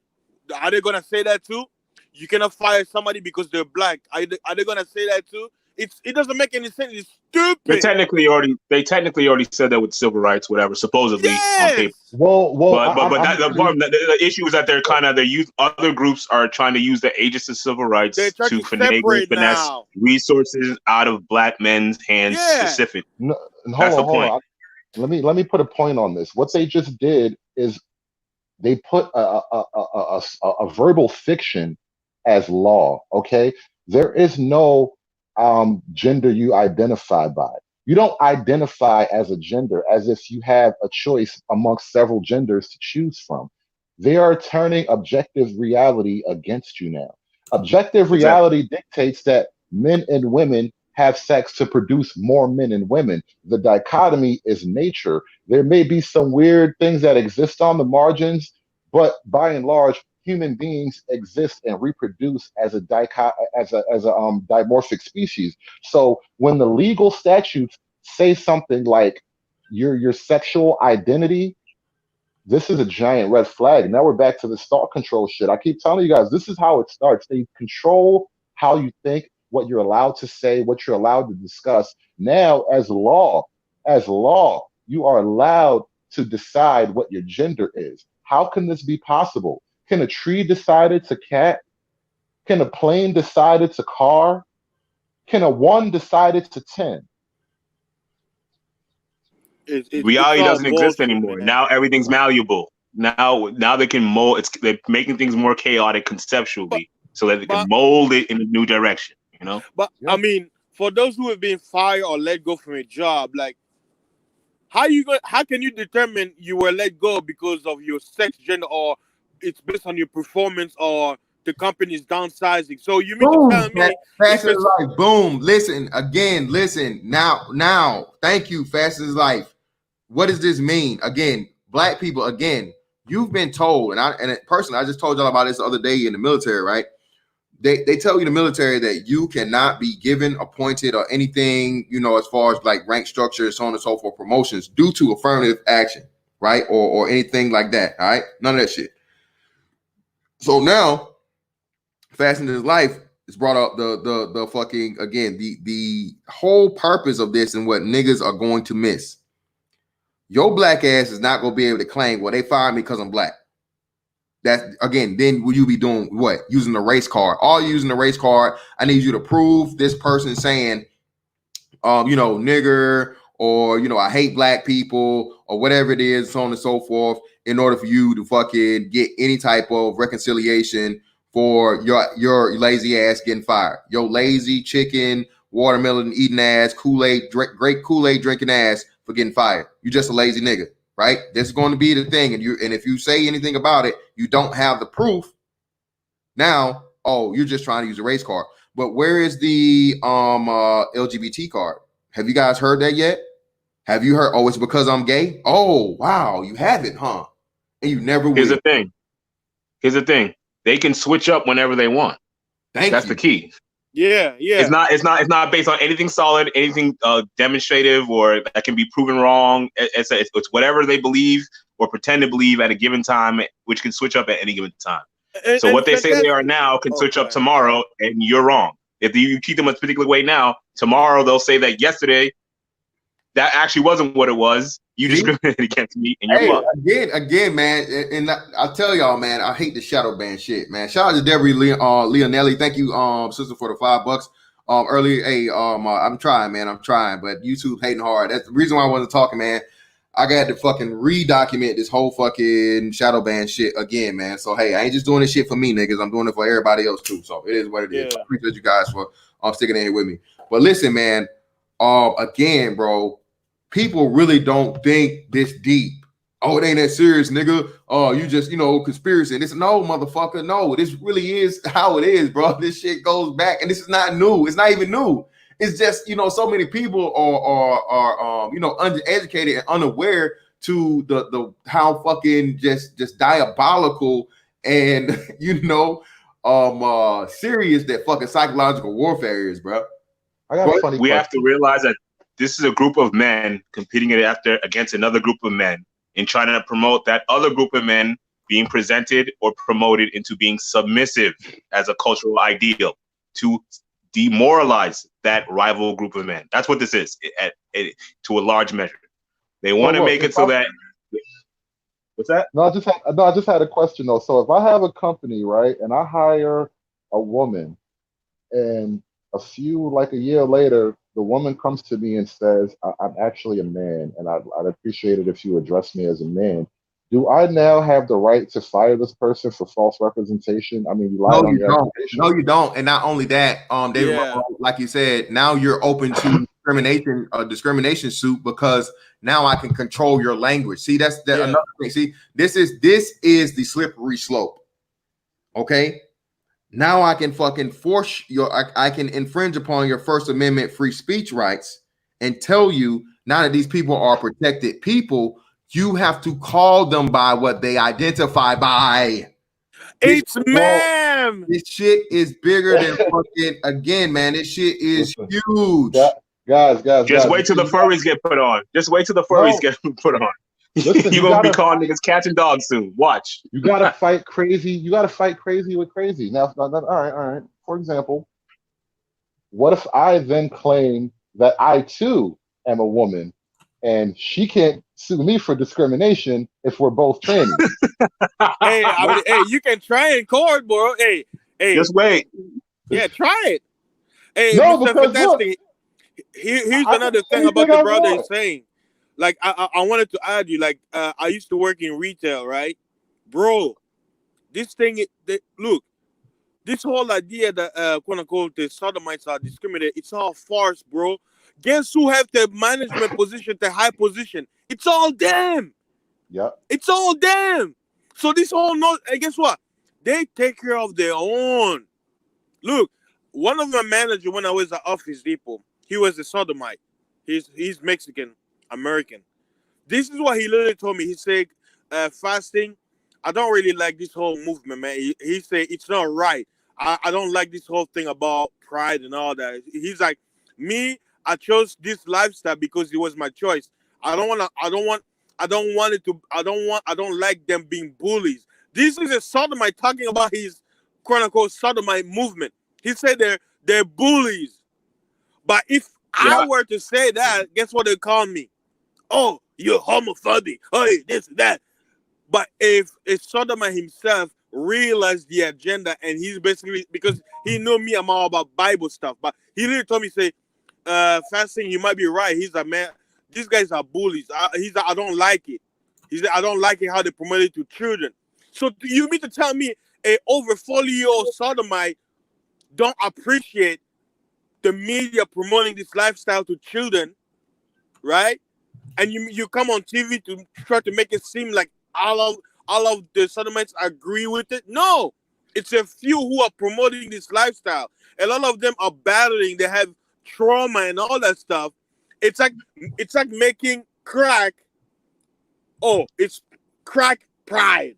Well, no, man. That's another big thing too. Again, and then you get into the statistics of this thing as far as like, especially with trans people.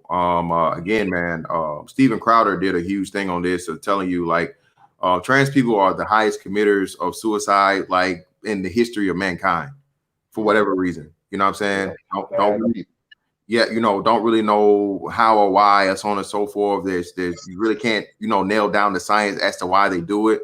But again, even that, in itself,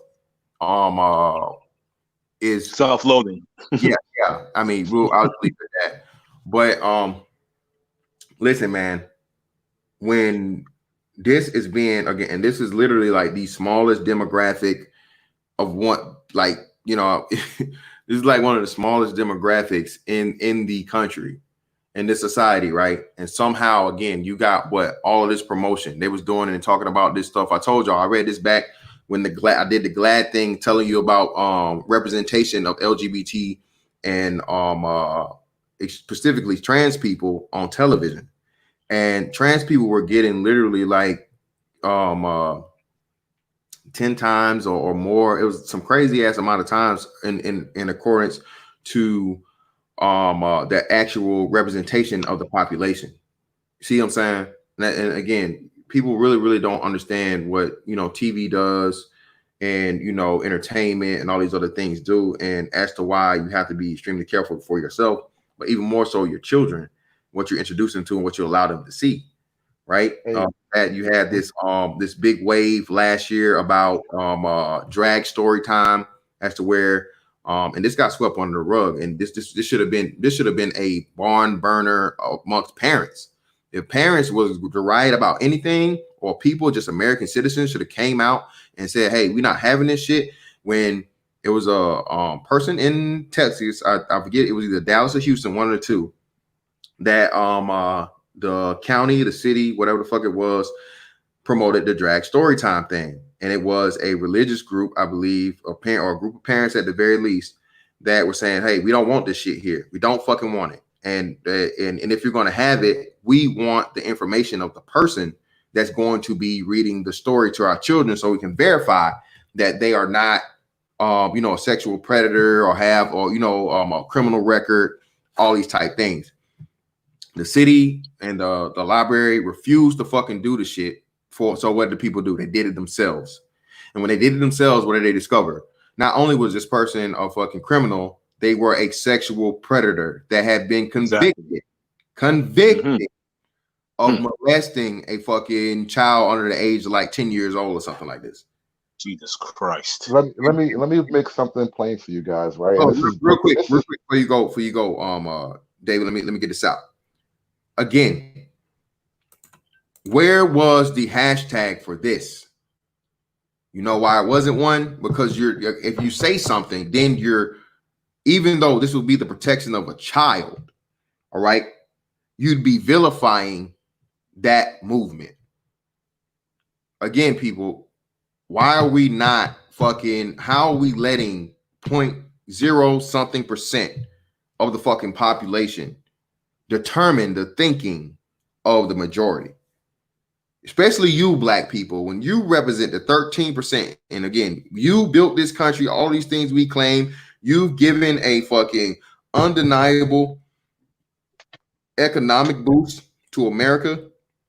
You've given an undeniable intellectual and invention, all these different things of contributions to this country and this society, right? But somehow, like I said, now you're able to have a black trans lives before you get black people to the equality you claim you want. Yo, can I just say one thing right quick that goes to that a little bit? If you, I think I said it in the chat. Irritated Genie's channel got deleted by YouTube, and he's one of the voices that is in the pro-black, B1, whatever you want to call it. If you disagree, I remember that guy. Mentality. Whoa! He's one of the dudes that's been going ham. Yeah, YouTube deleted his channel last week. I was subscribed to him. They deleted his channel. Yeah, he deleted it last week. They just did it. Wow, because he and was they so everyone too. Every black man needs to have that man's back. Period. Yeah, and he was one of the dudes doing straight black pride. Straight black pride. Yep. Now they're going after him. Exactly. See, they're elevating BLM. They just had the Supreme Court decision today, and they took out his page. You see? Yeah, they did it under the shadow of the whole protest. They just got rid of it, no warning, nothing. So, put a black so if you're a black man and you in these spaces, it don't matter whether you agree or disagree, dick policing, pro-whack, whatever. Whatever beef you may have with Taz, whatever, put that to the side. Sorry for saying his name. I don't know about that. We ain't gonna go that far. Right. Not him. I'm saying forget whatever. Don't associate the beefs with this particular brother's Irritated Genie's agenda. Which even if you disagree with some of his talking points, if nothing else, he's standing for the interests of black men as black men, families. So on that alone. No, that's the nature of politics. That's why they make the saying politics makes strange bedfellows. So exactly. You wouldn't be, so even if we just agree with one thing, and that's the basis under which he's being attacked, you should unify with that person. No. At least on that issue alone.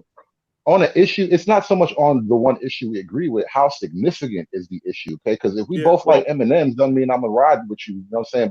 But if we both understand that we want the world to look a certain way, then that's different. We need to defend his voice. Like that's like I said, I'm more so in. I can be in lockstep with the ideology and fuck the person. Again, I can scream straight black pride from the rooftops like the brother. Like I really had no problem with him because he was one of them dudes that was really getting deep into it.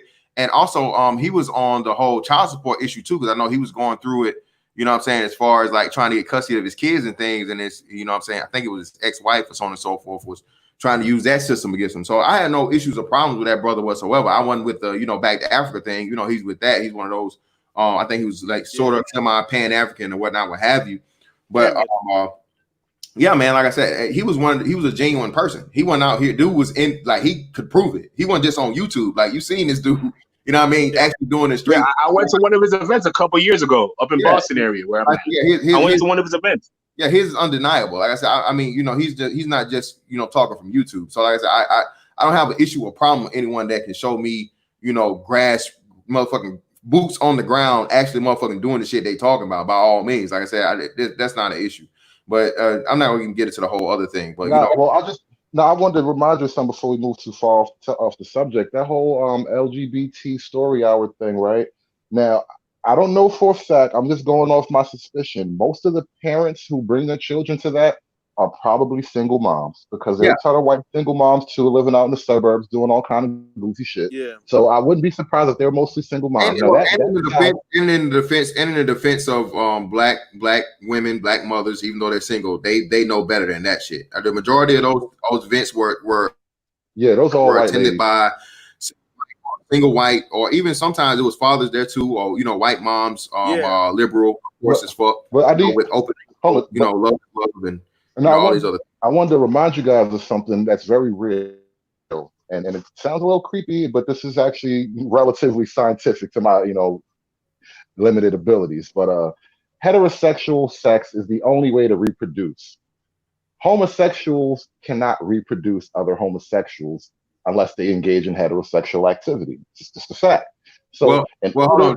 hold on. Where I'm going with this is, in order to effectively reproduce more homosexuals, you don't do it through heterosexual. You do it through osmosis, essentially, which is why they want to be next to your children, which is why they want to flood the airwaves. Okay, the media attention is another form of osmosis. All right, they're trying to actually grow their numbers the best way they can.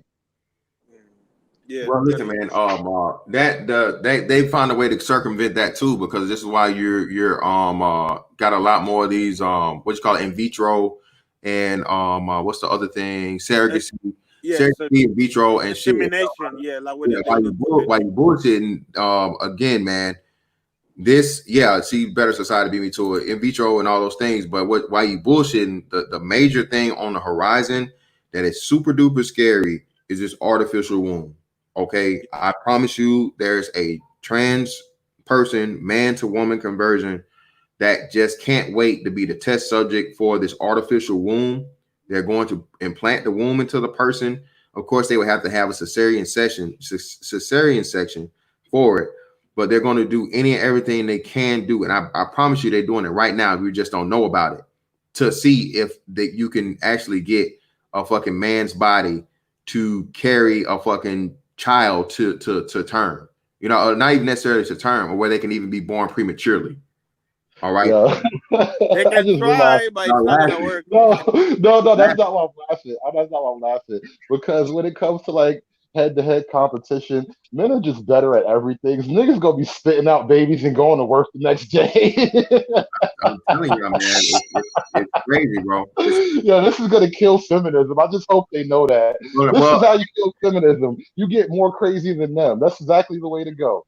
Let the niggas have their own babies. This is crazy. The craziest thing about it, though, man, again, is like I said, feminists don't even understand how much they how much to their own detriment that they're supporting this stuff. Because again, man, even in this situation, I think they just changed it in either Vermont or Connecticut, some shit like that. One of those. No, it was either.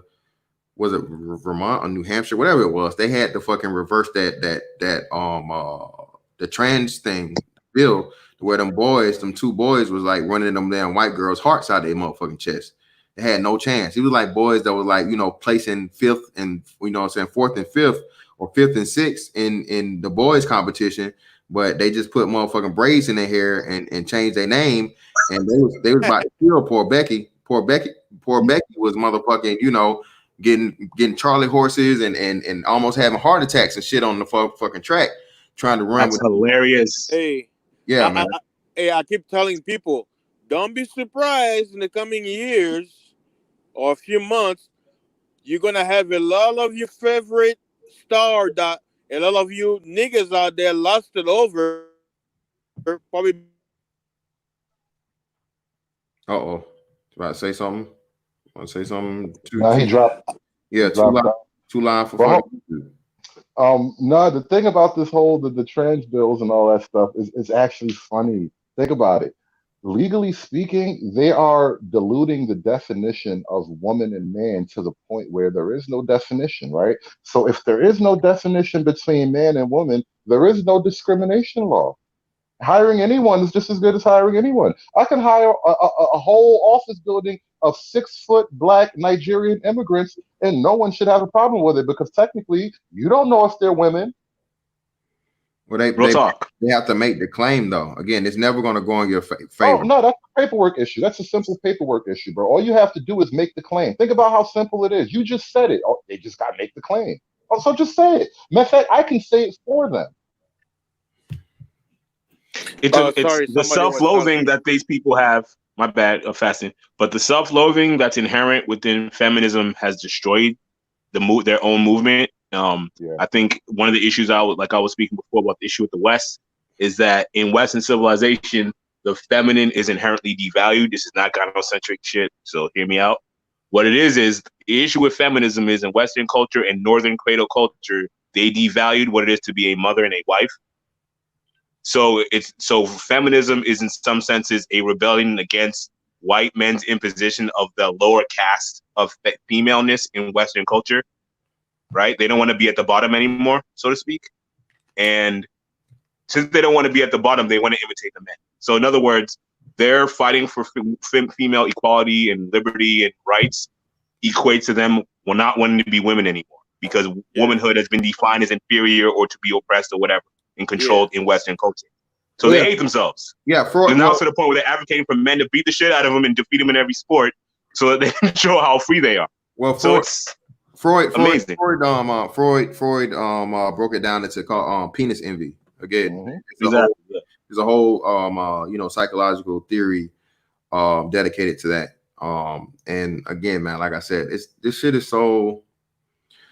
I don't know, man. I just really, really hope dudes are ready, because I said, damn, man, that irritated Genie shit, man. So I don't even think he had like a backup channel. So you know what I mean? No, like, he never had one. Yeah. So it's gone, man. Damn. Gone. Again, bro. Hope he was wise enough to have backups or save his shit up so he could have his own server or something. Yeah, man, and that's another big thing too, man. I'm gonna have to fucking do that shit my damn self, especially in conversations like this. This is why we, even if you don't fuck with or you don't like the free speech Avenger or so on and so forth, right? We gonna have to get away from fucking YouTube, man. I mean, Vimeo and whoever else in the fuck, whoever it may be, black men are going to have to, you know what I mean? Even though this is supposed to be about us, right? Because that's a black man, hands down. You know what I mean? Y'all said what last week? So this would have been during the George Floyd situation. Yeah. So didn't YouTube do this whole Black Lives Matter? Did they not have a campaign? Of course they did. No, but here's the thing. Irritated Genie is against Black Lives Matter. His whole straight Black Pride is a counter to Black Lives Matter's. Don't matter. Pro. Don't matter. It's a. But he's a black life. Hold on. Yeah, exactly. No, that's what I'm saying. They consider him an enemy of theirs, so they had to take him out. But it's supposed to be for Black lives. It's like a war. They're inclusive, right? And that's the best thing that could have happened, because again, like I told you, that they are not for you niggas. All right. If you are not willing to pick up that rainbow flag and wave it and espouse your left wing extremist fucking ideology, bro, you're out of here, nigga. Shut your manly black ass up and go sit in the corner or go find somewhere else to motherfucking spew your hate. All right, because again, straight black pride, that's like saying all lives matter. Yeah. That's what they're saying now. Wow. Yeah. I wish I won motherfucking shout out. But again, man, like I said, I'm gonna play with this shit and figure it out, so on and so forth. Get that shit going and whatever it is, man. But listen, bro, it's really, really been great chopping up with you guys, man. By all means, man. You brothers go ahead and give your closing statements, man. I'm gonna close this thing out. I'll go first because I'm about to hit the hay anyway. I want to say thank you, Mr. Fantastic, David, and Panther God. I just want to tell you, brothers, man, like, be careful what the media is doing, man. They're using us as a stepping stone. And just because you see on TV doesn't mean it's all there is. So, just be careful out there. Stay out. Don't go out there marching with everybody. No, stay away from that. Don't let them use you for their agenda. So just stay away from the protest. So thank you again, man. I'll talk to you guys soon. No problem. Yeah, thanks for having me up again. And I appreciate the direction a lot of you guys are going in right now. Shout out to the stream team, because the world is really on fire right now. And there's so many other things that we need to discuss besides, how much we don't like the shit black women do to us. So I appreciate you for actually expanding your platform to things that are, equally of important or sometimes greater importance. So thanks for having me up. I ain't had one of them, man. I ain't had a black women. If y'all noticed, bro, I hadn't had like a black women's, it's the problem of the issue conversation in like a while. You know what I mean? I'm not saying there's anything wrong with that or so on and so forth. But like I said, every now and again, of course, certain issues come up. But yeah, man, I'm not really, Yeah, I just can't do it all the time, Yeah. But yeah, thanks for having me up, man. No Shout out to the stream team. For sure. Panther guy, it's on you, baby. Yeah, thanks, Mr. Fantastic, and thanks, David, and thanks, Fast in His Life, for having a great discussion. One of the things I've definitely believe that needs to be emphasized, that we as Black men need to cultivate ourselves and put ourselves in the best position possible in the short term and in the long term. We got to look at as many different angles as we possibly can and finesse whichever situations is possible to help us both in the short term, and with keeping in mind our long-term best interests and objectives. Understanding that the way things are being maneuvered right now is built off our potential, our mistreatment and suffering, and then try to flip it around against us in the long run. We have to be able to out-strategize and outmaneuver the people that want to use our pain against us, so to speak, and cultivate ourselves to be in the best position possible. But always keep in mind that, as Black men, nothing that's in front of us we can't overcome whatsoever. We just need to have the right mindset. Thanks. No problem, man. And shout out to everybody that stuck through me for the whole 3-some hours, man. Hey, I tried to, circumvent the system. I tried to get around motherfucking Skynet. But they still got me, man. It is what it is. We'll work with it and we'll work around it. We got to, again, man, we had these conversations. Make sure you're extremely mindful of your language and things like that. I know the brother, really, really sorry to hear about the brother Irritated Genie, man. If anybody has any, links to him about him starting up something new or a website or him, going somewhere else with his content, by all means, let me know. Because, that brother did have an extremely, extremely important message that I think more, Black men need to pick that moniker up again, because again, bro, we are being monetized and used as like paper champions, bro. Again, we're allowing our image to be used. We're literally allowing our life and our essence to be used to propagate something that's completely and totally against the Black man in his essence. You feel me? Again, man, all these straight Black men are being used to prop up the Black Lives Matter global organization, but they aren't allowed to lead. None of the live ones that are living are promoted, or what's the name, that aren't already bought and paid for, that are for the same ideology. So by all means, man, like I said, this is really a huge wake up call. You dudes need to fasten the life I can imagine. I don't know who it is. Random Black, appreciate you, brother. You're new. That's a dope ass motherfucking avatar, though, dude. That Boondocks is dope as fuck. But yeah, man, by all means, man, we definitely gotta be more aware of what's going on around us, man. I understand a lot of you brothers have good intentions, but hey, good intentions are not hey, good intentions aren't enough, man. But I ain't gonna keep this going too long, man. Y'all got it. That's that on that one, and I'll catch you on the next one.